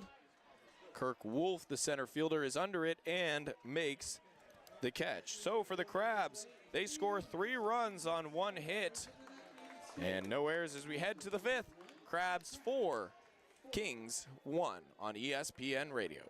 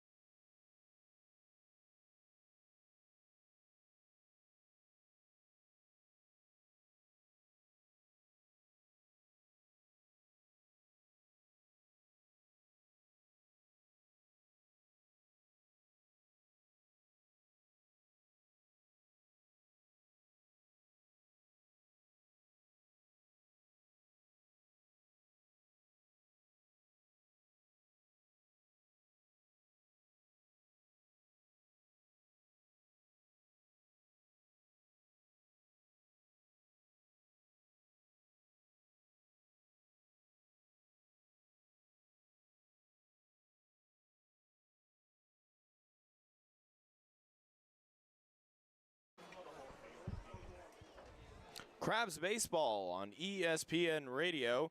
On to the top of the 5th inning. Crabs scored 3 runs there in the bottom of the 4th and have opened up a 4-1 lead. Cameron Sasso back on the hill for his 5th inning of work, as Preston Scott readies, swings, and misses. So Sasso gets a swing and a miss on his first pitch. Second one is driven into right field. Coming in quickly and going out, our right fielder, second baseman. It is Jet Ruby who makes the catch. Has a little conversation there with Castaneda after that play. Presley says, recycle or suffocate in your refuse. One away here in the visitors' part of the 5th inning. Number 22, Sam Rivas. Sam Rivas, the second baseman, into the right-handed batter's box to face Sasso. First pitch, right down the heart of the plate. Sasso quickly ahead. Rivas struck out swinging in his first plate appearance.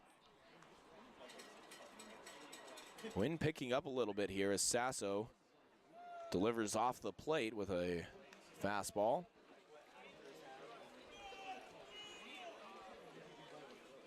Rivas taking a minute to adjust the batting gloves. And it's interesting, talked to Andrew Overland before the game, and there is a difference, he said, on the mound with no pitch clock in summer ball. As fastball fouled into the glove, 1-2. So it definitely allows you to take more time, regain some composure, and you don't feel as much pressure when you're pitching without that clock. So the pitch clock definitely having an effect on pitchers even in the college ranks. And again, the 1-2 swung on and missed. Second strikeout of the night for Rivas. And 2 away quickly here in the top half of the 5th inning. Reggie Christensen is the coach of Sacramento State. He's got a couple of his guys here on the roster. Troy Harding playing tonight, as well as Overland, as aforementioned. Sean Carey, a Sac State guy, as well as Bryce Stockton. So he gets to come see some of his regular players tonight. First pitch to Wolf is called strike 1. So Harding, the designated hitter tonight, as that one's fouled back to the screen. Sasso ahead 0-2. Saw Overland pitch last night. Stockton pitched Wednesday, I believe. Haven't seen Sean Carey this week, so wonder if he'll get to see any more of his guys on the bump. The 0-2 is in the dirt from Sasso. Lee kind of lost it for a second as it was in between his legs. A waste pitch, if you will, ahead 0-2. Couldn't get Wolf to chase. The 1-2. Called strike 3, and Wolf is set down. So 1, 2, 3, Kings go in order. No runs, no hits, no errors. On to the bottom of the 5th. Crabs lead it 4-1 here on ESPN 107.3.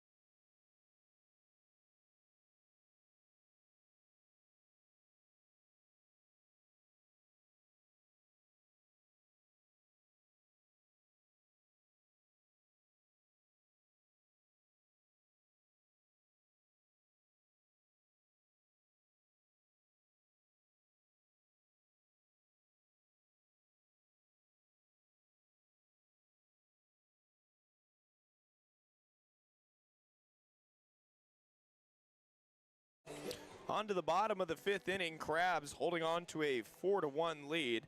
Sasso found his rhythm there in the bottom of the 5th, pair of strikeouts. He's up to 6 strikeouts on the night, much higher than his average for the season.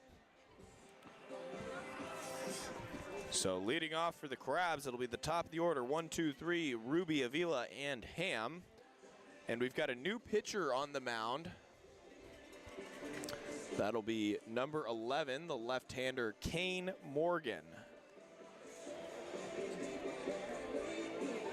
So Kane Morgan, the left-handed hitter, left-handed pitcher on the mound. As the third arm of the night, second out of the bullpen already for the Kings.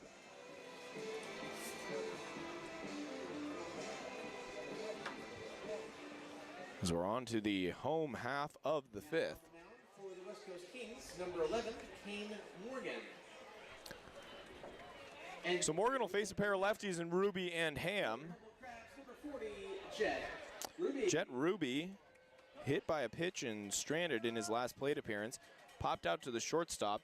He's gone a little cold the last couple of nights, and cold is relative when you're hitting 380 coming into it.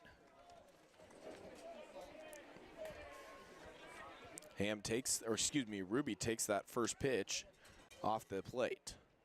Second one is a breaking ball. Catches the outside part of the black with a slider, and the count evens at 1 apiece.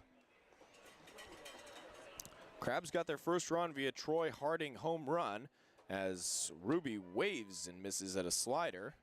Picked up 3 more last inning in the bottom half of the 4th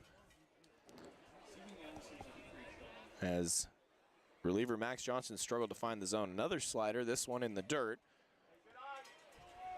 Ruby completely held off of that one. We're even at 2 apiece.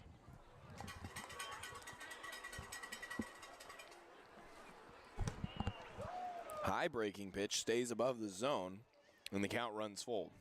So Ruby definitely a patient hitter. As he awaits the full count pitch, it's off the plate, and Ruby is aboard by way of a walk. I'd like to know Jet Ruby's on-base percentage because he's been walked. That was his 14th time, and including tonight, been hit by 5 pitches.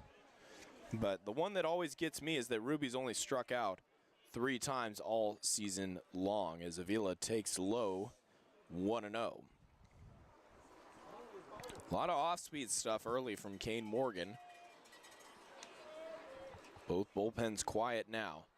Morgan had a little bit of a pause in that windup as he looked over at Ruby at first. The pitch was off the plate inside. Avila had to bail back a little bit. The 2-0 cut on and missed. Avila taking a rip at a low fastball, unable to make contact. Ruby takes his lead at first. Morgan comes set. Takes a couple of glances over. And another big cut. That got away from the catcher. No foul tip there. And they're going to argue, catcher's arguing that that one was tipped. As home plate umpire Tim Lorenz is going to take time and convene with his fellow umpires. Michael Cowan, the first base umpire, Stephen Young, the third base umpire. So after the conference, they say nobody saw a swing, or rather saw contact on that swing.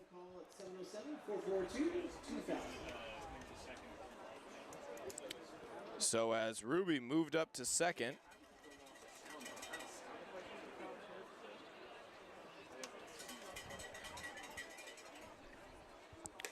next pitch is high and the count runs full. Ruby standing at second, Avila awaiting the payoff pitch. Right down the middle and fouled straight back. Just a little bit underneath that one was Avila. On F Street in Arcata.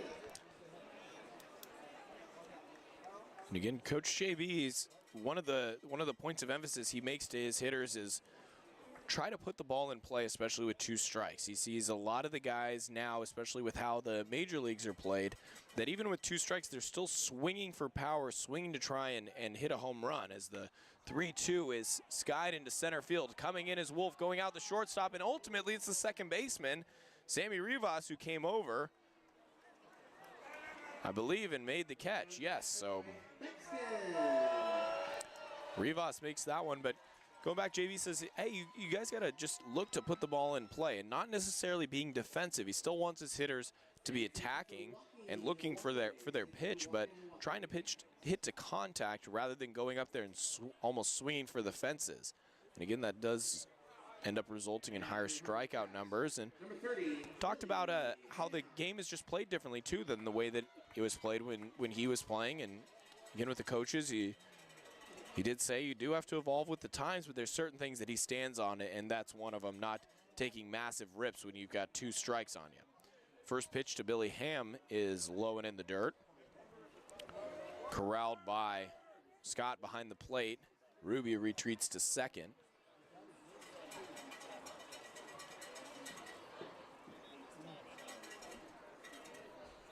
Morgan comes set, takes a glance back at Ruby and delivers. Same spot, that one got by the catcher. And Ruby advances to third. So a wild pitch from Kane Morgan. Max Johnson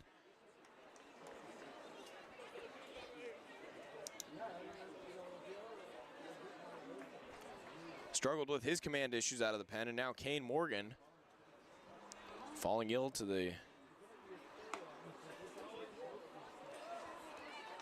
same issue as Ham takes off the plate. Count goes 3-0. Infield in now for the Kings. A right-hander getting loose in the Kings bullpen. The 3-0, big swing and a miss there on an off-speed pitch from Ham. And Billy Ham batting .387 on the year. Yeah, he's definitely got the green light, 3-0, but that's not the pitch to cut at. The 3-1 to Ham is low, but swung at down the first baseline.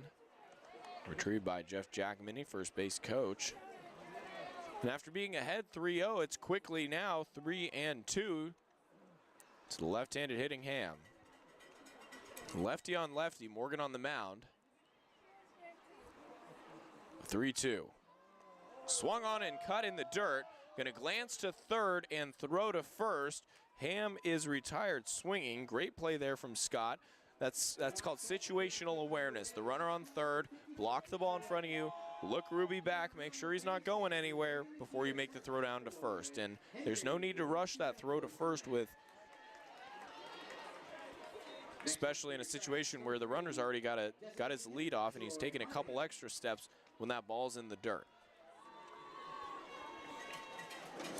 We're on to 2 outs. Ruby trying to come home after he led off the inning with a walk.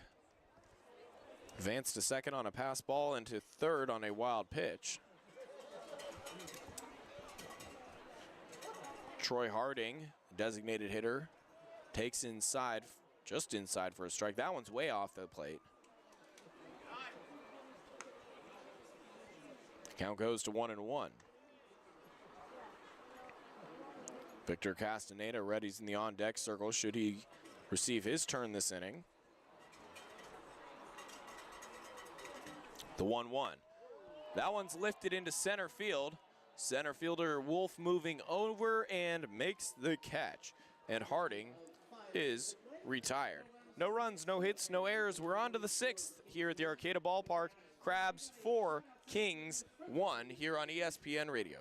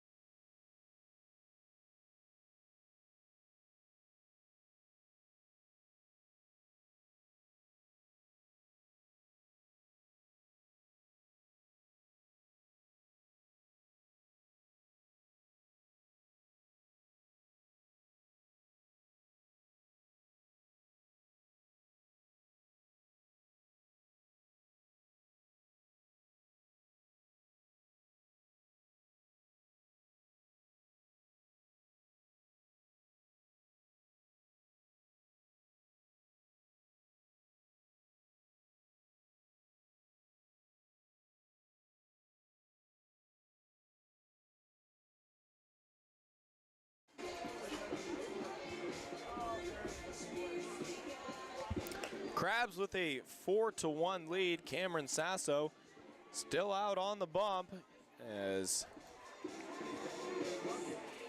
I had a conversation with Max Hippensteel, right-hander out of UC Davis. May see him tonight out of the bullpen, but again said they're looking to get a couple innings out of Sasso tonight. More than a couple is what they've gotten, so Definitely they'd like to see him work into the 6th, and we'll see if they give him the 7th as well. First pitch to Caleb Chance is a slider called strike 1. Just caught the inside part of the zone. Another one, that one had the bottom drop out from it. It ended up in the dirt, but a wave and a miss by Chance, and was quickly 0-2. Great turnout again here at the ballpark. Fireworks after the night as Sasso goes back to that slider. Tried to hit that same spot just beneath the bottom part of the zone.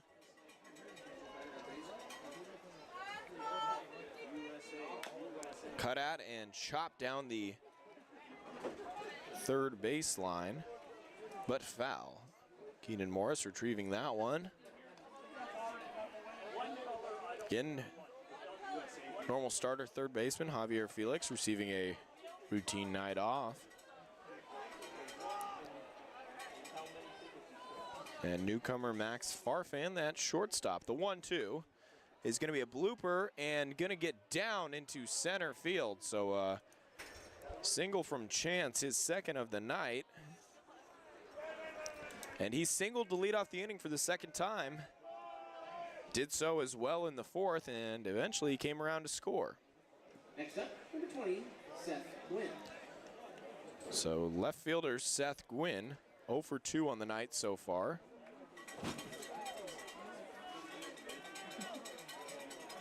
Chance at first. Pitches a rocket at Keenan Morris. He gloved it. He's going to throw to first, and ooh, just not in time. Trying to get Chance driving back, but a spectacular grab at third by Keenan Morris. So Morris had a hit robbed from him in the 3rd by left fielder Seth Gwynn, and this time Morris steals one back from Gwynn. That was a hard hit ball down the line, and Morris just reaching out and gloving it, ended up stomach in the dirt. So little tit for tat there as Morris takes one away from Gwynn after he had one stolen. Cortese steps into the batter's box and takes a slider. And home plate umpire Tim Loren signaling it was too low. Cameron Sasko asked where that missed after the pitch.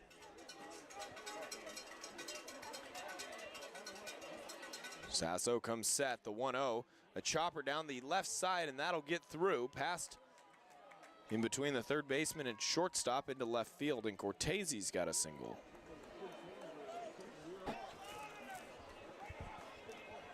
So 2 on with 1 out. Next up, number 39, Josiah Rodriguez. Josiah Rodriguez comes up. He's got Chance at second, Cortese at first, and only 1 out here in the top of the 6th. And he gives that one a ride to center. Going out rather is Ruby. And that one sounded and looked a little bit better off the bat, but just kind of died. I definitely did not get the sweet spot of it. So he flies out to Ruby. Ruby was in the right spot. If he was playing in a little bit shaded more towards first base, his traditional spot, he would probably wouldn't have been able to get there and make that in. Jihee Lee pulling something out of the dirt that looked like it was a zip tie maybe. He hands that to home plate umpire Tim Lorenz. So now there's 2 on with 2 away.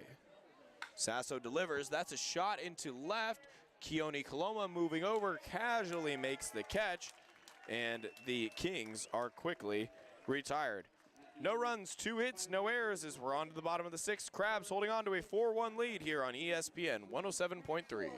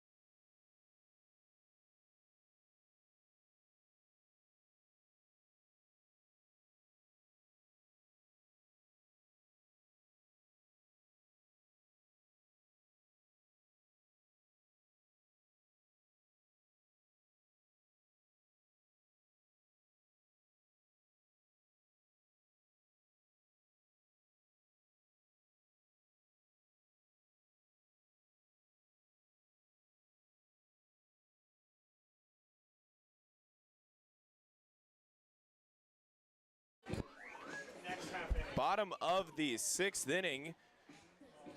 Due up for the Crabs, it'll be Castaneda, Farfan, and Lee. Looks to be some activity now down in the Crabs bullpen. At least they're preparing to get somebody warmed up. As it'll be Kane Morgan, the left-hander, back for his 2nd inning of work.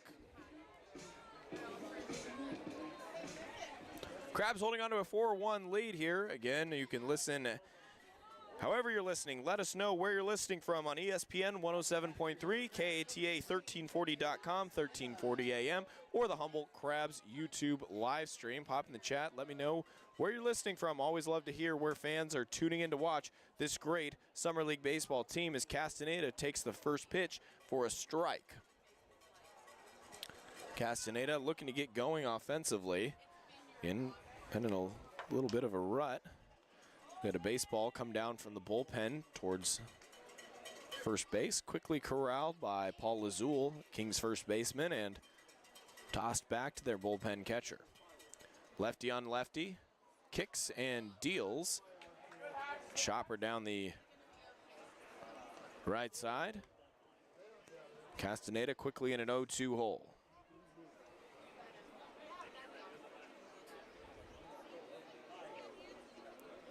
And a right-hander getting loose. In the Crabs bullpen, I believe it will be Max Hippensteel. As Castaneda swings and misses at strike 3, it went into the dirt, so a throwdown by Scott is in time. And Castaneda is retired. It's Bexton. So 3-pitch strikeout for Castaneda. Got a shout out to the booth. The 2nd strikeout of the night. He does have a single and a run scored. Happy 20 years. As that will be the last batter of the night Kane Morgan will face. We're going to go ahead and take a 60-second timeout here for the pitching change on ESPN 107.3.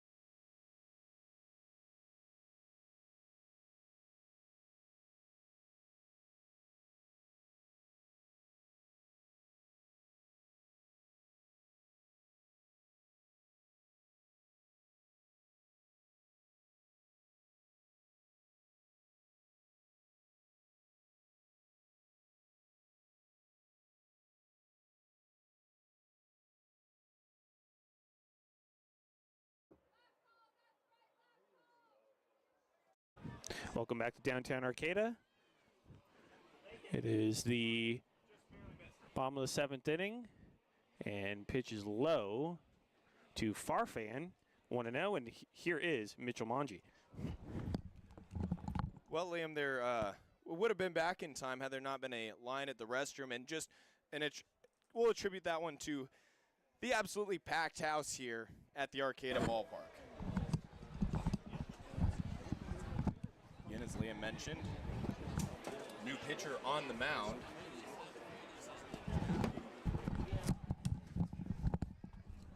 For Hippensteel.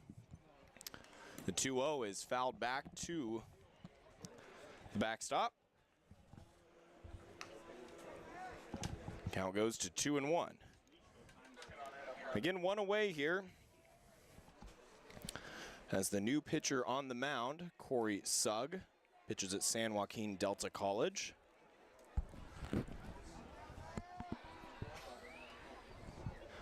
Crabs holding on to a 4-1 lead, although the Kings have doubled them up in hits 6-3, which you very rarely see as that one's fouled. Onto F Street. And for those of you, again, not familiar with the Arcata ballpark, F Street runs parallel to the first base foul line. Stepping out of the box now is Farfan as he adjusts himself back in. A couple of soft practice swings, shifting his weight around, now ready. That one is lined down the left field side. Ooh, looks like it almost hit one of the Crabs players. They've got 4 guys down there that are working quote-unquote security, trying to guard the bullpen guys, and they're not even doing their job. One of them almost got drilled by it. Come on, guys, you're down there to protect your pitchers, and you let a ball skate by you. That's where the fans might be yelling at him, you have one job. That's what they yell at the catchers when they drop a pitch. The 2-2 now. Swing and a miss from Farfan, and really, really great pitch. So Farfan waved it, missed at the breaking ball.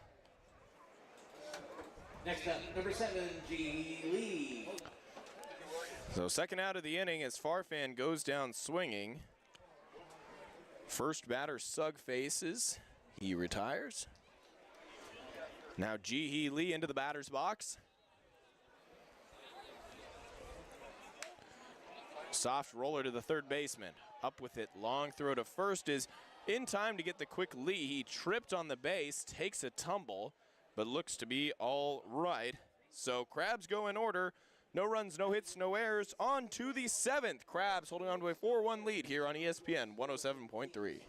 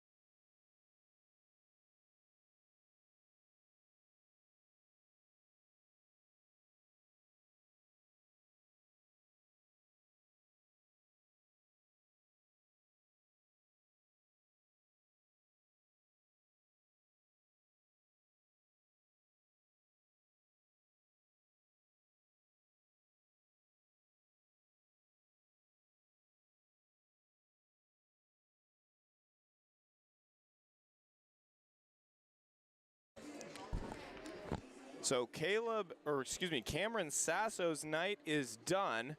He went 6 strong innings and did give up 6 hits, but only 1 run, as it is Max Hippensteel on in relief tonight. And let's take a look at Hippensteel's numbers for the year. He's come out of the bullpen all summer long, as Hippensteel has made 5 appearances, 10 innings pitched, 3 hits, only 1 run. And how about this? 15 strikeouts to only 4 walks. He's got a pair of wins in relief and a 0.90 ERA. Talked with Max before the game, and He's been working on one of his pitches, a split. It's like a split finger change is what he was saying. And so Max that's one of the pitches he's been honing in on. And at college, he said he was injured for a part of the season, so hasn't gotten the reps, but has been coming out of the bullpen all summer, and definitely excited for the opportunity here tonight. And hey, he's impressed. 5 appearances, you got a 0.90 ERA. You're definitely doing something right. Pinch hitter in for Lazul as Hippensteel's first pitch swung on and missed on a low fastball for strike 1. So the pinch hitter, I believe, is Joey Coupland,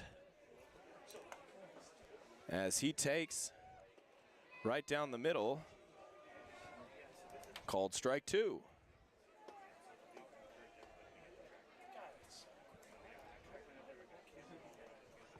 Coupland waving his bat around above his helmet, awaits, and there's that split change, and ooh, Jihee Lee went down as that was foul tipped, and that caught him. So trainer Nate Keys and Jeff Jackmany out to have a quick conversation as Max makes his way back to the mound. Give Lee a couple of minutes to shake it off. And just to go back again, the Crabs, the bats haven't really woken up necessarily, but they've come around when they've needed them.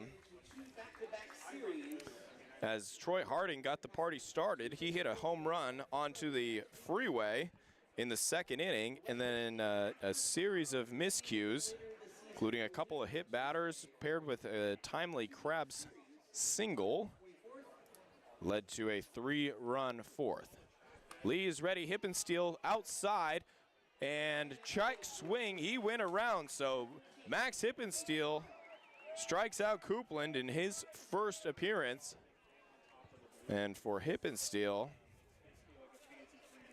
he's up to 16 strikeouts on the year, so better than 1 per inning. Number 13. Absolutely fantastic. We've got another pinch hitter. This time, number 13. We saw this in yesterday's game as well, a series of pinch hitters coming through. This is Lyle. Jake Lyle, who played last night, he waves and misses at a 91-mile-an-hour fastball, so bringing the heat.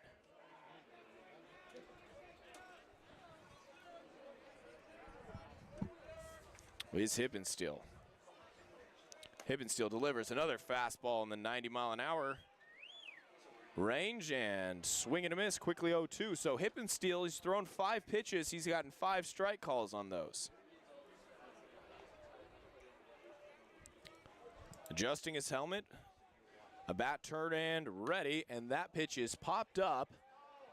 Out of play, but will remain in the ballpark. Ooh, that's a dangerous one as the concessions line is wrapped way around. That dropped right down in front of the restrooms. So saw a big bounce, so probably hit concrete. Hopefully everybody was able to get out of the way there. Hippensteel comes set, kicks and delivers. There's that split finger change, rings him up for a called strike 3.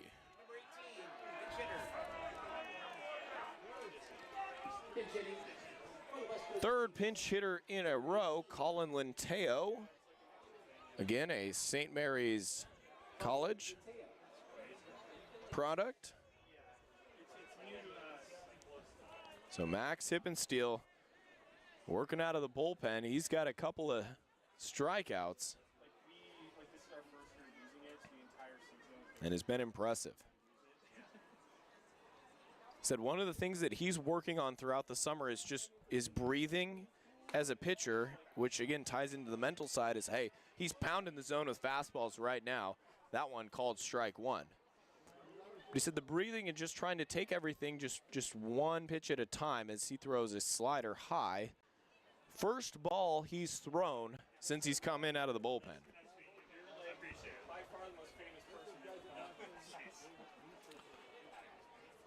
Hippensteel sets and delivers. Fastball low. Count goes to 2-1. Again, Max pitches at UC Davis, originally from Salinas, California. Had a nice conversation about the quality of taco trucks there. High fastball checked, and Michael Cowan, first base umpire, says he did go around. A little bit of frustration from Linteo. As the count evens at 2 apiece. 2 down. The pitch. Hippensteel, the change. That just didn't quite hit the zone. And it's very interesting how he throws that split finger change. He's got a wide grip, but it's not his index finger and his middle finger. It's his middle finger and his ring finger. As Hippensteel delivers, that one catches the bottom of the zone. Strike 3 looking. Hippensteel 3 up, 3 down, strikes out the side. We're on to the home half of the 7th. Crabs holding on to a 4-1 lead here on ESPN Radio.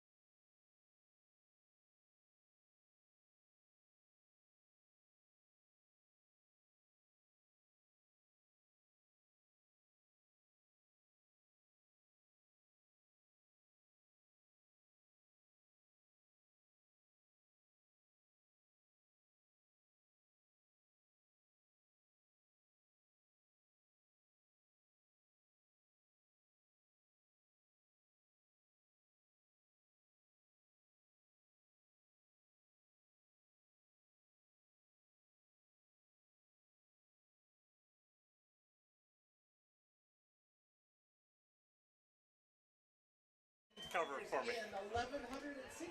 So as we head to the home half of the 7th, I guess it must be interview night as well at the ballpark, because we were graced by former Crabs Hall of Famer Steve, oh my goodness, his name has escaped me, Steve Fish, who was inducted in 2015, and now joined by Matt Mayoko, NBC Sports Bay Area beat writer, cover a lot of the local teams there. I've got my Giants hat on, you've got an orange North Face. We're prepared for the occasion. So I know that you had commented on the live stream last night. Do you watch a lot of the Crabs games? You know Do you what? follow Okay, them? so here's the thing. Like, I was up here. I went to Humboldt State, and I worked at the Time Standard 30 hours a week while I was going to Humboldt State. And while I was up here, I did exactly what you're doing. I covered, like, I did the play-by-play. I worked for the Time Standard. And so it was, honestly, when I think about it, it was like one of the absolute greatest experiences of my life. To be able to be here at the Arcata ballpark and cover the Crabs. So I'm going to guess you probably didn't have like pitch speed and oh my God, the I'm track blown and away. When I was watching you last night, I was going like launch angle, like exit velocity, pitch, like what the heck is going on? I know, it's pretty cool. And for me, it's just a nice reference point, because then I can see the strike zone as it appears there, because the angle from the pitches isn't as great. There was a play last night where a guy hit a fly ball to left field, and you said he hit it too high. His launch angle was too high to get it out of the park, and I'm thinking, oh my God, like how does he know that? Like that is the thing now, right? I think that my exact words were the launch angle for those of you who care about that kind of stuff. And we're 42 degrees. I cared about it. That's the thing. That's awesome. So quickly behind is Corey Sugg. We've got a 3-0 count now to Coloma, and he takes a fastball for a strike. Count goes to 3-1. So was your degree must have been in journalism then from Humboldt? Yep. Okay, 100%. And then what other sports, local sports, obviously you probably covered prep sports working for the Time Standard. Where else were you involved when you were at Humboldt? So when I started here, it was Humboldt State softball. Okay. I'm going to be doing radio for softball this next year. In fact, when I came up here, it was kind of spur of the moment. I went on your live stream and I said, hey, I'm coming up tomorrow. Yeah. I have a buddy. He decided, like, let's go. We're going to the game. And the two people I reached out to, it was, like I said, spur of the moment. I reached out to Teresa Cheek, daughter of Frank Cheek. Yep. And I reached out to Maggie Valet, who's now Maggie White. Yep. I saw Jason wife, here earlier. Jason, yeah. So we met over at Pale Moon. And so that's, like, I still have, it's been 30 years since I've been here. But my ties to this area are so deep. Like, I will get emotional thinking about going to Humboldt State and the friendships I've made. Well, and it's incredible because I'll go and talk to the players and, you know, some of the guys who've been here 2-3 years, I say, hey, what keeps you coming back as Morris takes strike 2? And it's always, it's the fans and the atmosphere and the environment. It's the and relationships. Exactly. So to just the next level on top of that. Now, but when I was here, it was, you know, Lou Bonamini was still alive. Ned Barsuglia, still alive. Those people were freaking legends. now they've got baseballs honoring them out in the It's so outfield. great. And I'll even go back further.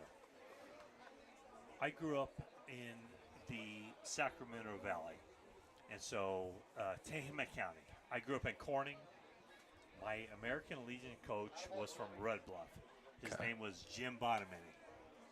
And I had no idea the Bonamini name. Right. And so every year for my American Legion baseball team, pick off, play first, safe.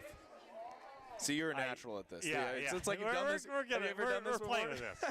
So I had no idea what the Bonamini name was. I just knew Jim from, he was the coach of Red Bluff. Runner goes at first in a ground ball through the shortstop. He vacated that position, so Keenan Morris advances Coloma to second. So but I grew up in please Corning. continue. Yeah, I grew up in Corning.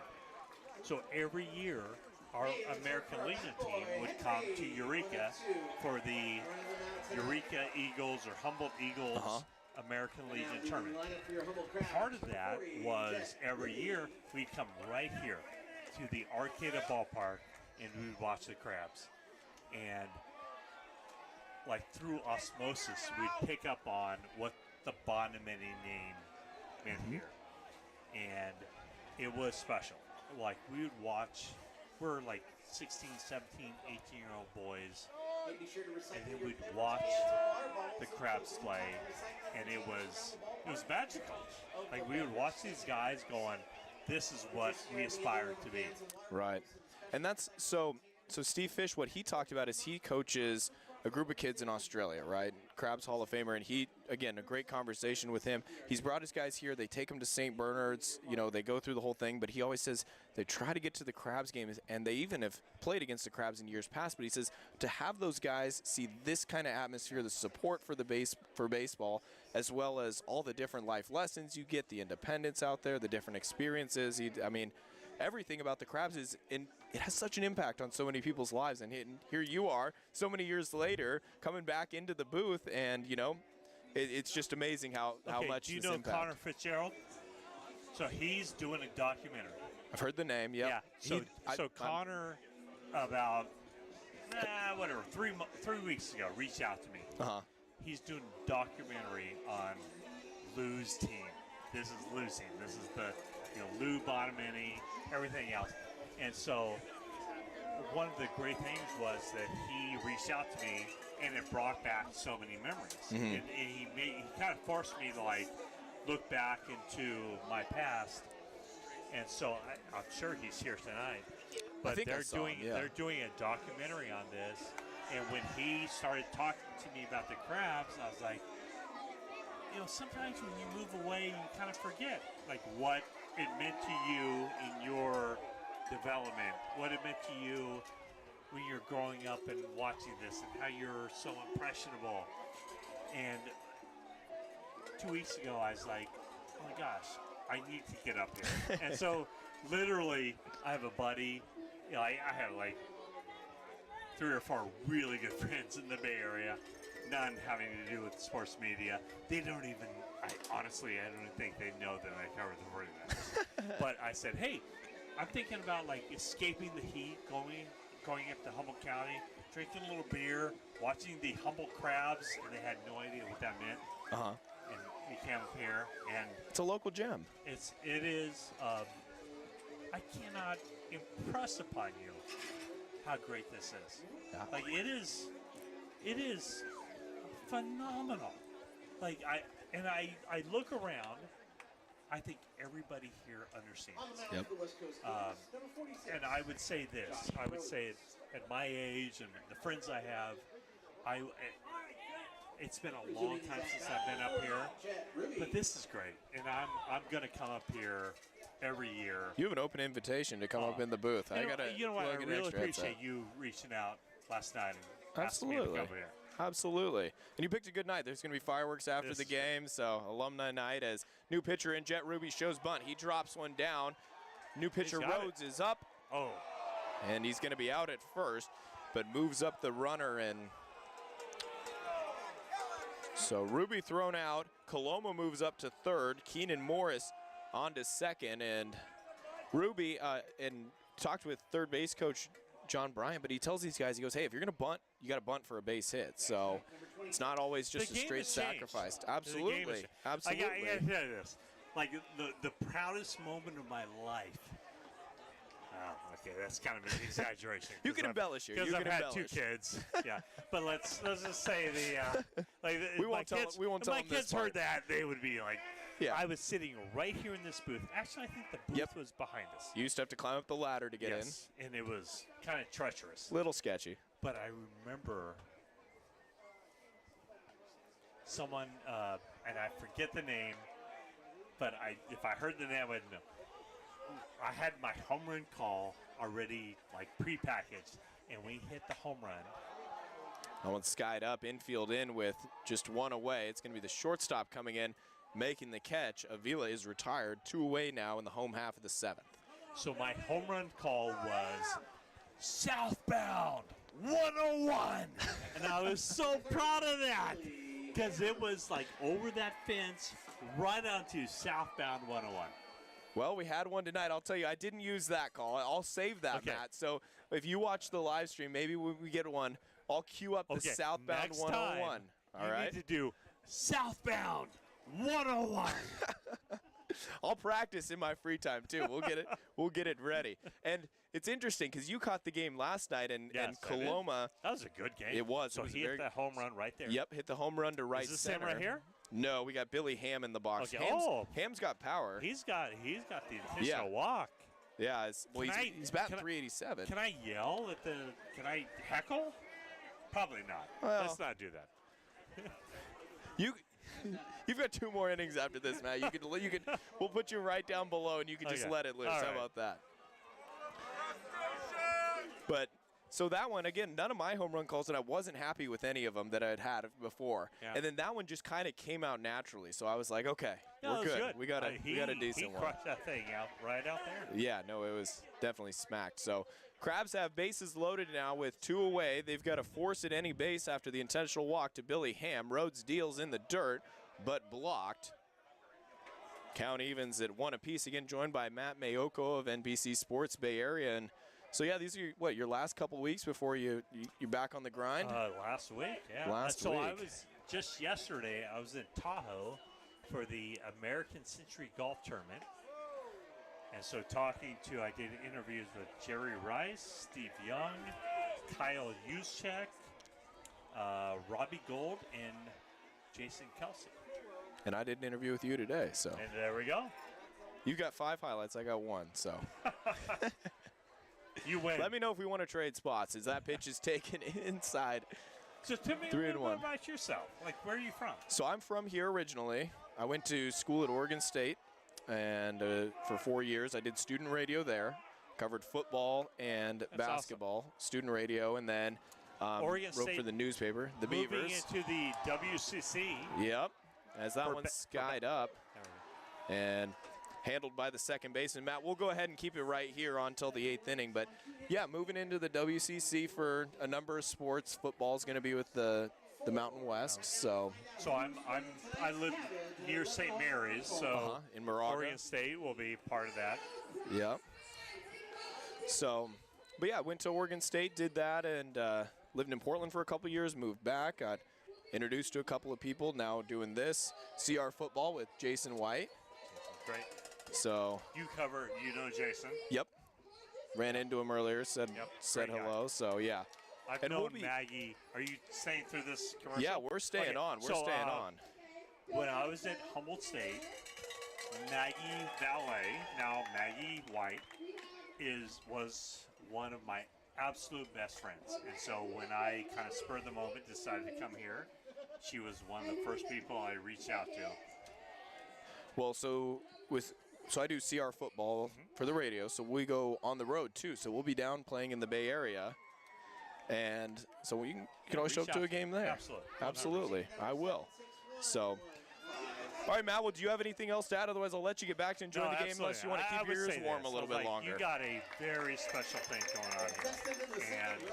And the further I'm away from it, the more I appreciate it. This is absolutely great. Humboldt Crabs baseball is...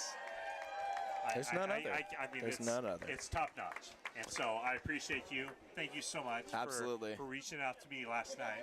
And you do a great job. Thank you. And I absolutely love it. Well, thank you for congratulations, and thank you so much. Thank you, Matt. So Matt Mayoko, NBC Sports Bay Area, joining us up in the booth as Max Hippensteel is back on the mound for his second inning of work.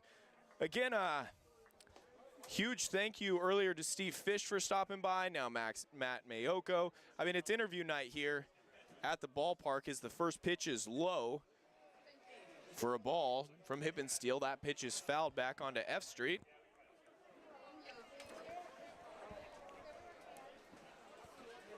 Count evens at 1-1. So busy night up here in the booth. Busy weekend. We had Matt Nutter joining us last night. Steve Fish, Matt Mayoko. So as there's that split finger change. And that's something I wanted to go back before Matt so graciously joined us in the booth. But when Hippensteel throws that split finger change, it's not a true splitter where your index finger and your middle finger are apart. So that pitch is fouled away. Count will even at 2 apiece. He's got the middle finger and the ring finger wide, and then that inside hand kind of tucks. It's not like a true circle change. He tucks that thumb underneath. It's very, very interesting the way he grips the ball. And I asked him why he doesn't just grab it like a normal split finger, two seam, something like that with the wide grip. He said it's more comfortable for him just naturally to have it, and it comes out with a little less spin, which allows that pitch to dive in there. So swing and a miss. Hippensteel, another strikeout. He is dominant tonight as Wolf goes down swinging.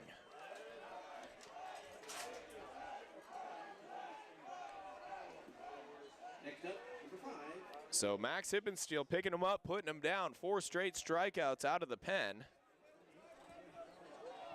As Caleb Chance steps into the batter's box. Kick and delivery. Ooh, bottom dropped out from that one from Hippensteel. 0-1 count.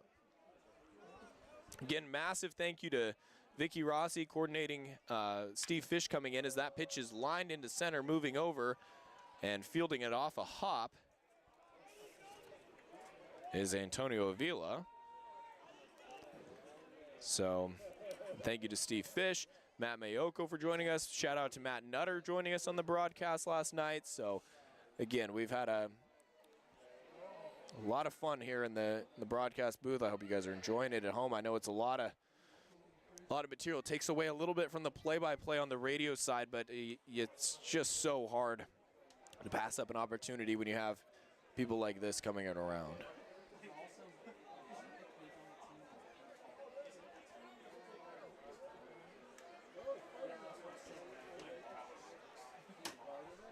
Pitch from Hippensteel is low. Count goes to 2-0.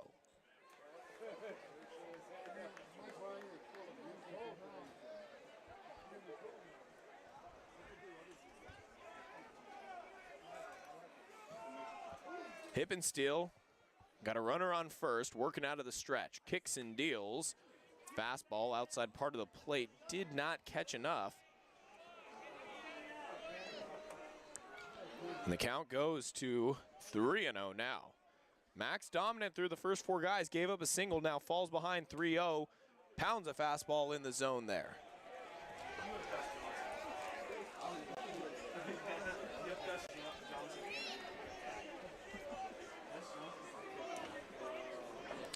The 3-1 from Hippensteel catches the outside part of the plate, and Hippensteel's battled back now 3-2.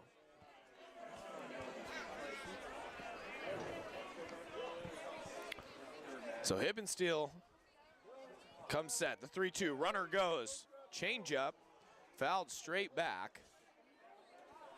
The foul brought to you by the Fireplace. As Gwynn is battling here. Again, worked ahead 3-0.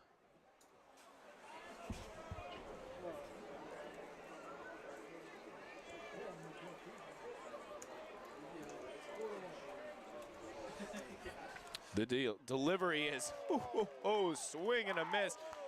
Max, have a night, buddy. You are on fire. He's got 5 strikeouts against 6 batters faced, and that changeup is looking immaculate tonight. Again, the bottom dropping off, the change in velocity, hitting 90 on the fastball and 73 on the change. Hippensteel's having himself a night. They got a Hippensteel chant going out and along the first base side, and he definitely deserves it with 2 away here in the top half of the 8th. That one catches the outside, low outside corner. Strike 1. Chance at first being held on by Ham. Cortese in the box. Hippensteel deals, check swing, appeal down to first. No swing, says Michael Cowan. Count goes to 1-1.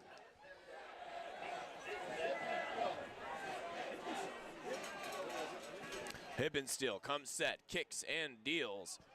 Pitch is in the dirt. 2-1.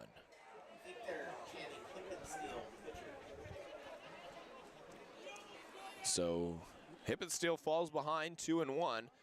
Has been electric so far in his appearance out of the bullpen. And we'll see if they let him go for one more after this. Another lead, another step at first for Chance. Hippensteel breaking ball, catches the outside corner. A little bit off the plate, but Tim Lorenz gives it to him. Count evens at 2 apiece. Crowd chanting Hippensteel louder. Hippensteel checks the runner at first. He comes set. The kicks and deals. Change is a blooper into center, fielded by Ruby. Snow coned it with the tip of his glove. Jet Ruby tracked that one down and ends the inning. No runs, 1 hit. No errors as we're on to the home half of the 8th. Crabs with a 4-1 lead here on ESPN 107.3.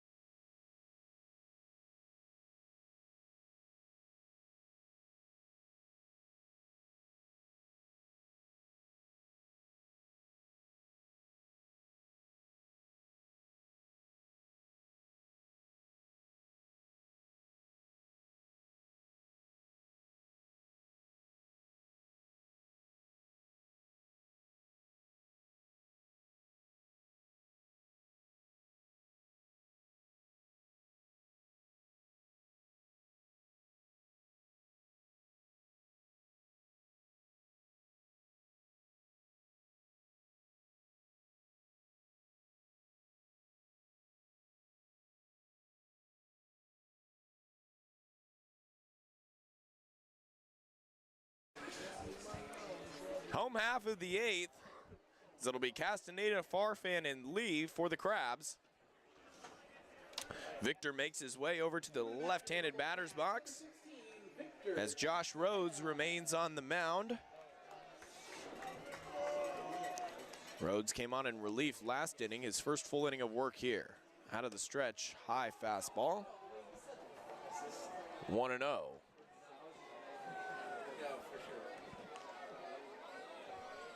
Second pitch from Rhodes. Ooh, this time too low. That was close. But Tim Lorenz does not give it to him. Count goes to 2-0. Rhodes quickly working, tips, deals, fouled straight back to the screen by Castaneda. 2-1. Castaneda tonight 1 for 3. Singled and scored a run in the fourth as he cranks that one into center, but right at Wolf, the center fielder, and he makes the catch. 88 miles per hour off the bat. Castaneda smacked that one, but again, center fielder only had to move a couple of steps to make the play there. Coming back for your Humboldt Crabs, number 18. Max Farfan steps up to the dish. Reached on an error in the second, hit by a pitch and scored a run in the fourth, and struck out swinging in the sixth. First pitch from Josh is roped down the left field line. That was a heater, 96 miles per hour off the bat, but got a good jump, and a little bit too good of a jump as that one was foul.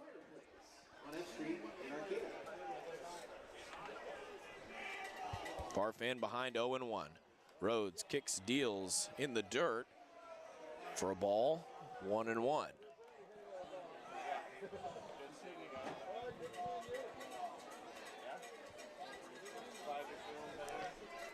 Couple bat twirls from Farfan and he's ready. The 1-1, off-speed pitch taken, just caught the outside part of the black. 1-2. Crabs fans not happy. They want all those close calls to go their way. It's the 1-2, check swing on a high pitch, no go. Evens at 2 apiece.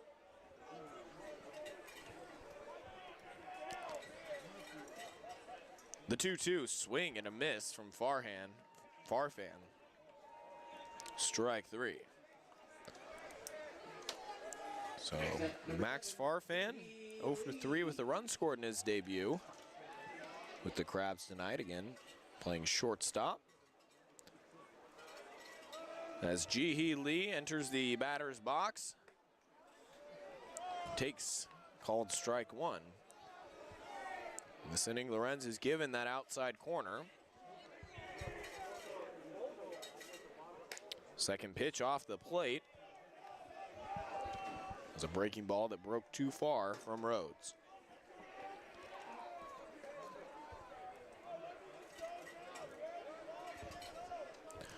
Rhodes kicks, deals. Ooh, went inside and plunked Lee. Got him on the head. Lee pops up quickly. Guyver running out, trying to talk to him. Lee just walking away. He doesn't want to come out of the game, but Guyver's walking him down, trying to get a conversation with him, especially after being hit in the dome, as pitching coach for the Kings out to have a conversation with Rhodes. Again, completely unintentional there. Crabs fans do not like to see their players hit at all. Guy's still having a conversation with Lee at first base.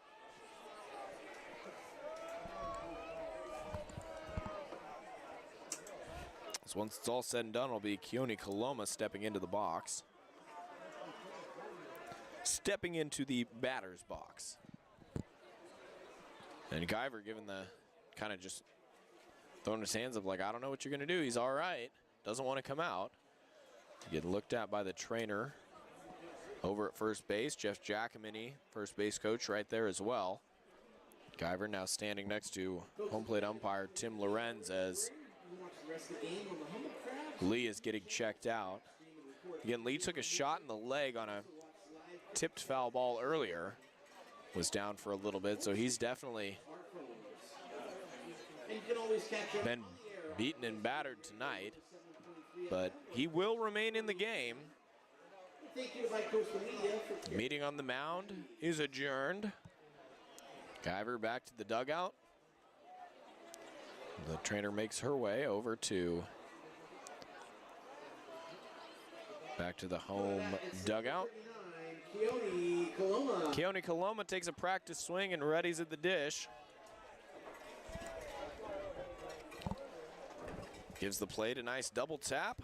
Bat twirl and is ready to go. Lee, short lead at first, being held on. Showing bunt is Coloma, and he bunts it foul down the third base line.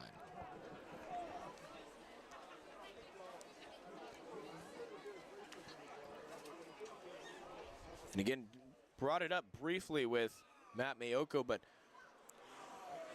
third base coach JB is definitely teaching these guys, hey, when you're bunting, bunt for a hit, no matter what. There's no such thing as a straight sacrifice. He said, you've got 27 outs in a ball game.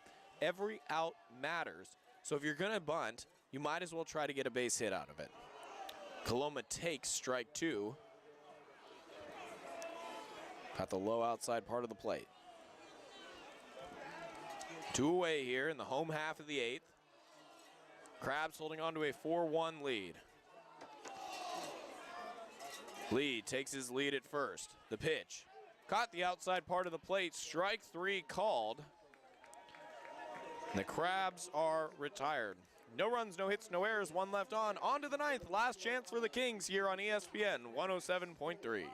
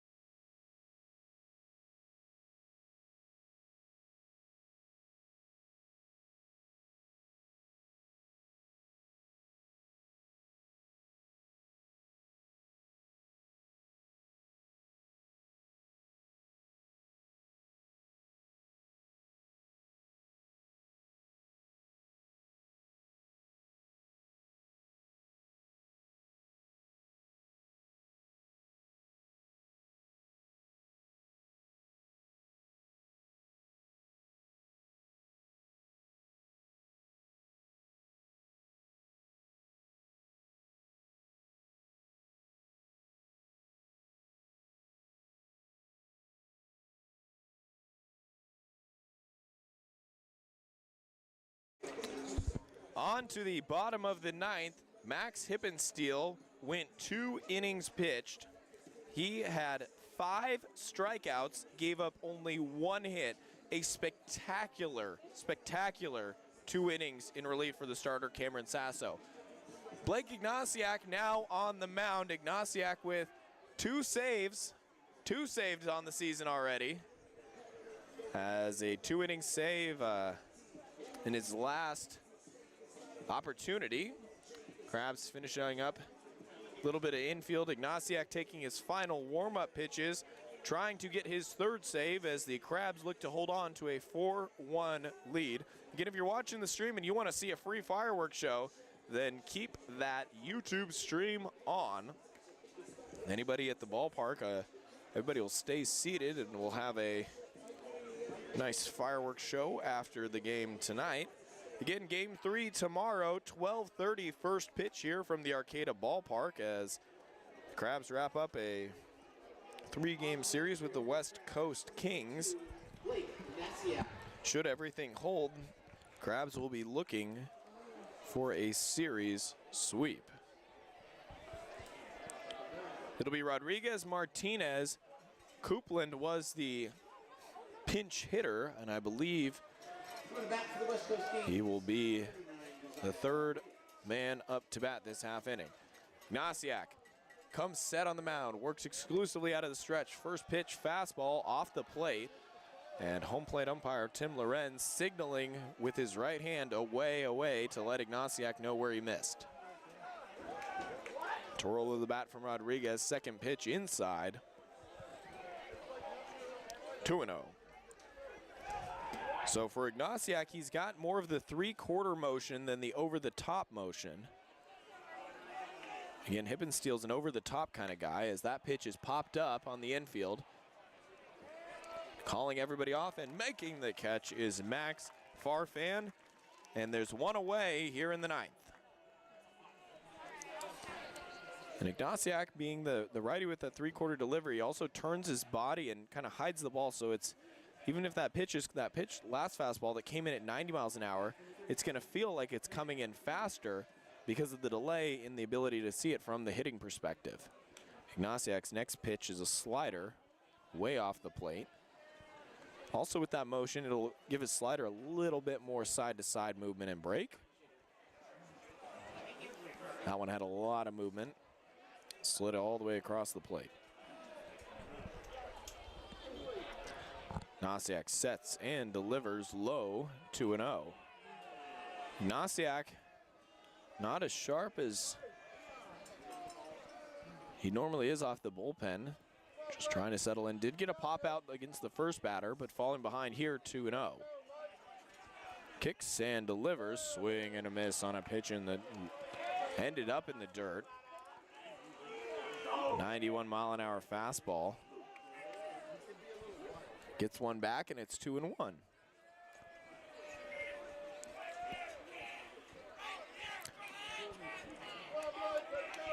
Martinez scrapes out the back foot in the box. Wide stance. He saves that one. Wanted to swing, but let it go, and it was too low for a ball. 3-1. Ignatiak on the year. This is his 10th appearance, tied with Caleb Neiman for most appearances by a Crabs pitcher. He's thrown 10 innings, and he's only given up 3 earned runs. And Ignatiak with a walk here. Martinez is aboard. First base, first place. And Ignatiak, that has been a pain point this year. He only has a 1.47 ERA, but that's the 11th walk he's given up this year in just 18 innings pitched. One fewer than the number of hits that he's given up. And 6 runs, only 3 of those earned. As Ignatiak tries a slider, breaks too far off the plate, and he's behind 1-0. Ignatiak with a pair of saves. He's also got 2 wins on the year, coming on in relief. Checks the runner at first. Waving his hand in between his legs, but leaning back as that pitch is a fastball, catches the outside corner, strike 1. So 1 ball, 1 strike, 1 out here in the top of the 9th. Crabs holding on to a 4-1 lead. Ignatiak's slider started like it was going to hit Coupland and broke towards the plate, but not enough. Stayed inside, 2-1.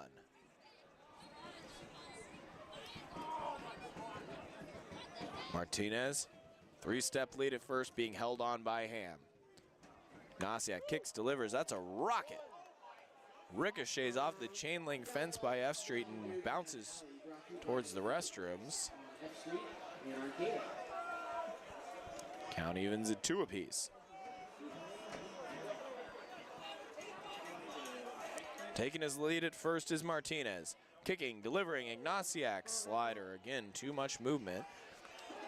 It's got a lot of that horizontal movement. It's been a tough pitch for him to locate. He's tried to start him inside, and it hasn't finished breaking across the plate. When he throws it a little bit more over the dish, it's breaking into the other batter's box. Full count, payoff pitch is low for a ball. Back-to-back walks for Ignatiak. And all of a sudden, the tying run coming up to the plate in the form of Jake Lyle. Number 13, Jake Lyle.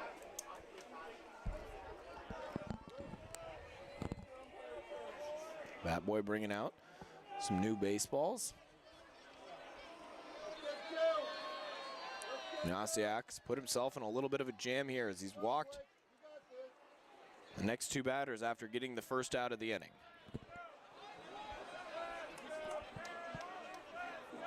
Righty on righty, Ignatiak. Pitches off the plate. 1-0, he's fallen behind yet again.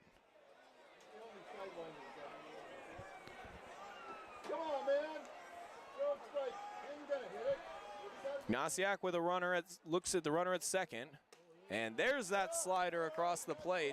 Finally gets one to break where he wanted it to, and the count evens at 1 apiece. So if Ignasiak can locate that slider, he's a dangerous man on the mound. Kicks and deals. Another slider across the plate. And, ooh, check swing.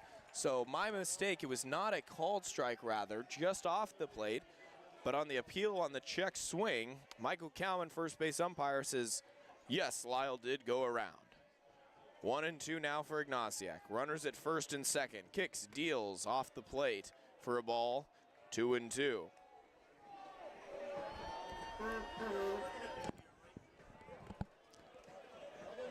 It's Martinez at second, Coupland at first, both on via a walk. The 2-2. Slider too far off the plate. And Ignasiak's run the count full again. The catcher, Ji-hee Lee, calls time, and we'll have a conversation before the payoff pitch. As Tim Lorenz dusts off home plate. Lee quickly retreating to his catching position. Again, we'd like to thank Steve Fish and Matt Mayoko both for joining us on the broadcast. Great conversation with both of them. If you missed it, you can pull up the YouTube live stream and go back and watch those on replay. The 3-2 is fouled sharply toward the visiting dugout. Lyle will live to see another pitch. 2 on with 1 out. Crabs holding on to a 4-1 lead. The top half of the 9th. Ignasiak trying to shut down the Kings. Kicks, deals inside, and he walked him.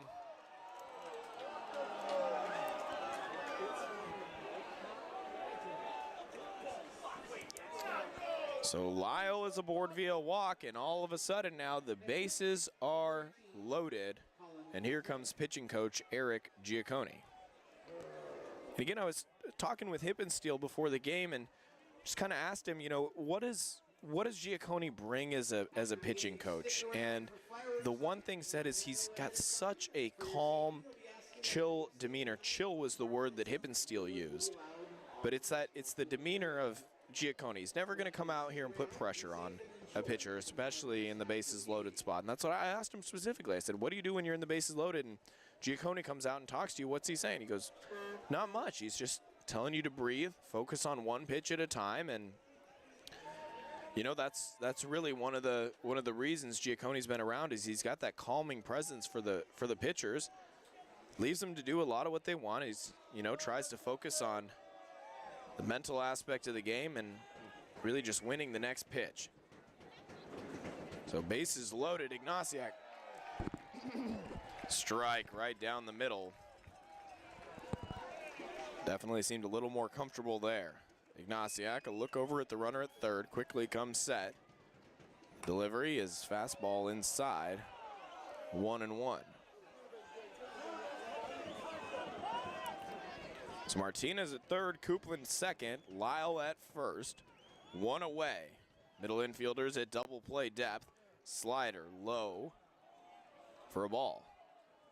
And now some activity getting going in the Crabs bullpen, as they've just sent a man down there to start getting loose. 2-1 from Ignasiak. That's a fastball in there for a strike. Touch the low part of the zone, bottom third. Evens the count at 2 apiece. Ignasiak trying to pitch out of a jam. Slider too far, tried to be framed by Lee, but a little bit too far off the plate. A lot of glove movement there from Lee. See, some of the best catchers, when they do that frame job, they're barely moving the mitt. They're catching it with different parts, whether it's the edge of it or just turning the glove to try and make that pitch look like a strike. Ignasiak, another payoff, and he got him. Called strike 3, and Linteo back to the dugout as he goes down on strikes. So strike 3 called.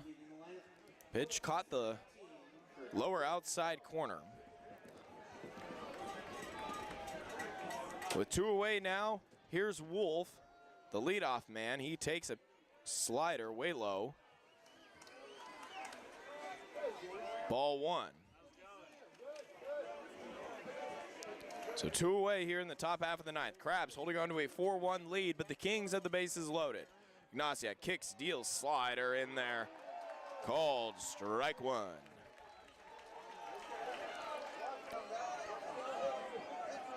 Crabs took game 1 of the series last night, 4-2.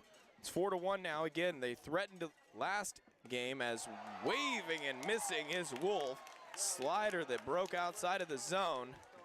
And Ignatiak's ahead now, 1-2. Kings down to their last strike. Wolf gives the plate a couple taps, a bat twirl, hands low. Ignatiak, long look in, now he comes set, hands loaded for Wolf.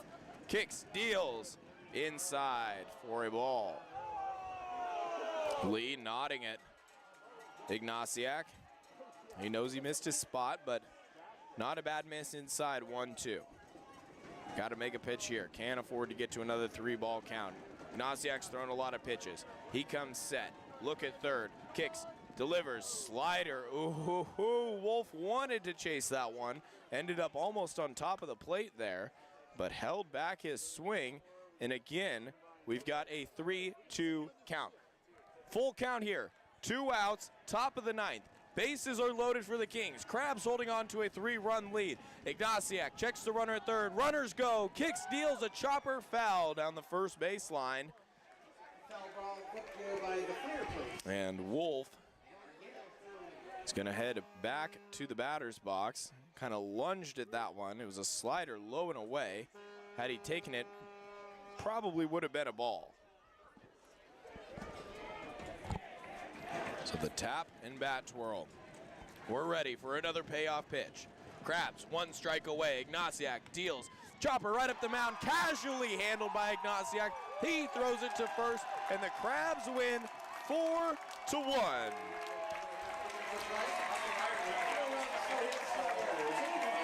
Little side bump there, jumping bump from Blake Ignatiak and Keenan Morris. 3rd save of the year for Ignatiak. He didn't make it easy on himself as he walked a few batters. Loaded himself the bases, but hey, maybe the man just likes a challenge. So the Crabs will go for the sweep of the West Coast Kings tomorrow at 12:30. Again, if you're watching the YouTube live stream, keep it on. We're going to have a fireworks show here coming up. I would guess maybe 15, 20 minutes. Again, they got to have a chance for the teams to clear the field. It will dim the lights, and then we'll get the show on the road. Again, we'll keep the stream going, but quickly to recap now. Crabs with a 4-1 victory. They got their first run courtesy of a Troy Harding solo shot. On to the 101, cleared that tall left field fence. Crabs added 3 more in the home half of the 4th. As Harding got aboard, Castaneda with a single. It was back-to-back singles there. Farfan was hit by a pitch. And then all 3 of them eventually came around to score on a ground out and sacrifice fly and a wild pitch. Kings got one back, or excuse me, they had one first in the top of the 4th, tied the game at 1-1. Crabs took those 3 runs in the bottom of the 4th and never looked back. Good start from Cameron Sasso. Struggled a little bit to find his command and then was able to dial in, but how about Max Hippensteel? Absolutely brilliant out of the bullpen. He faced 7 batters, struck out 5, allowed only 1 hit. Blake Ignatiak, again, made Crabs fans a little bit tense there in the top of the 9th, but was able to get the job done. So I'd like to thank Steve Fish again for coming on the broadcast, as well as Matt Mayoko. So a star-studded cast here tonight up in the booth. Really appreciate those 2 guys coming on and just sharing a lot of, you know, what Crabs baseball has meant to them, as well as what they're up to now. So for Tyler back in the studio, Mitchell Manji, when we're now all rounding third and headed for home.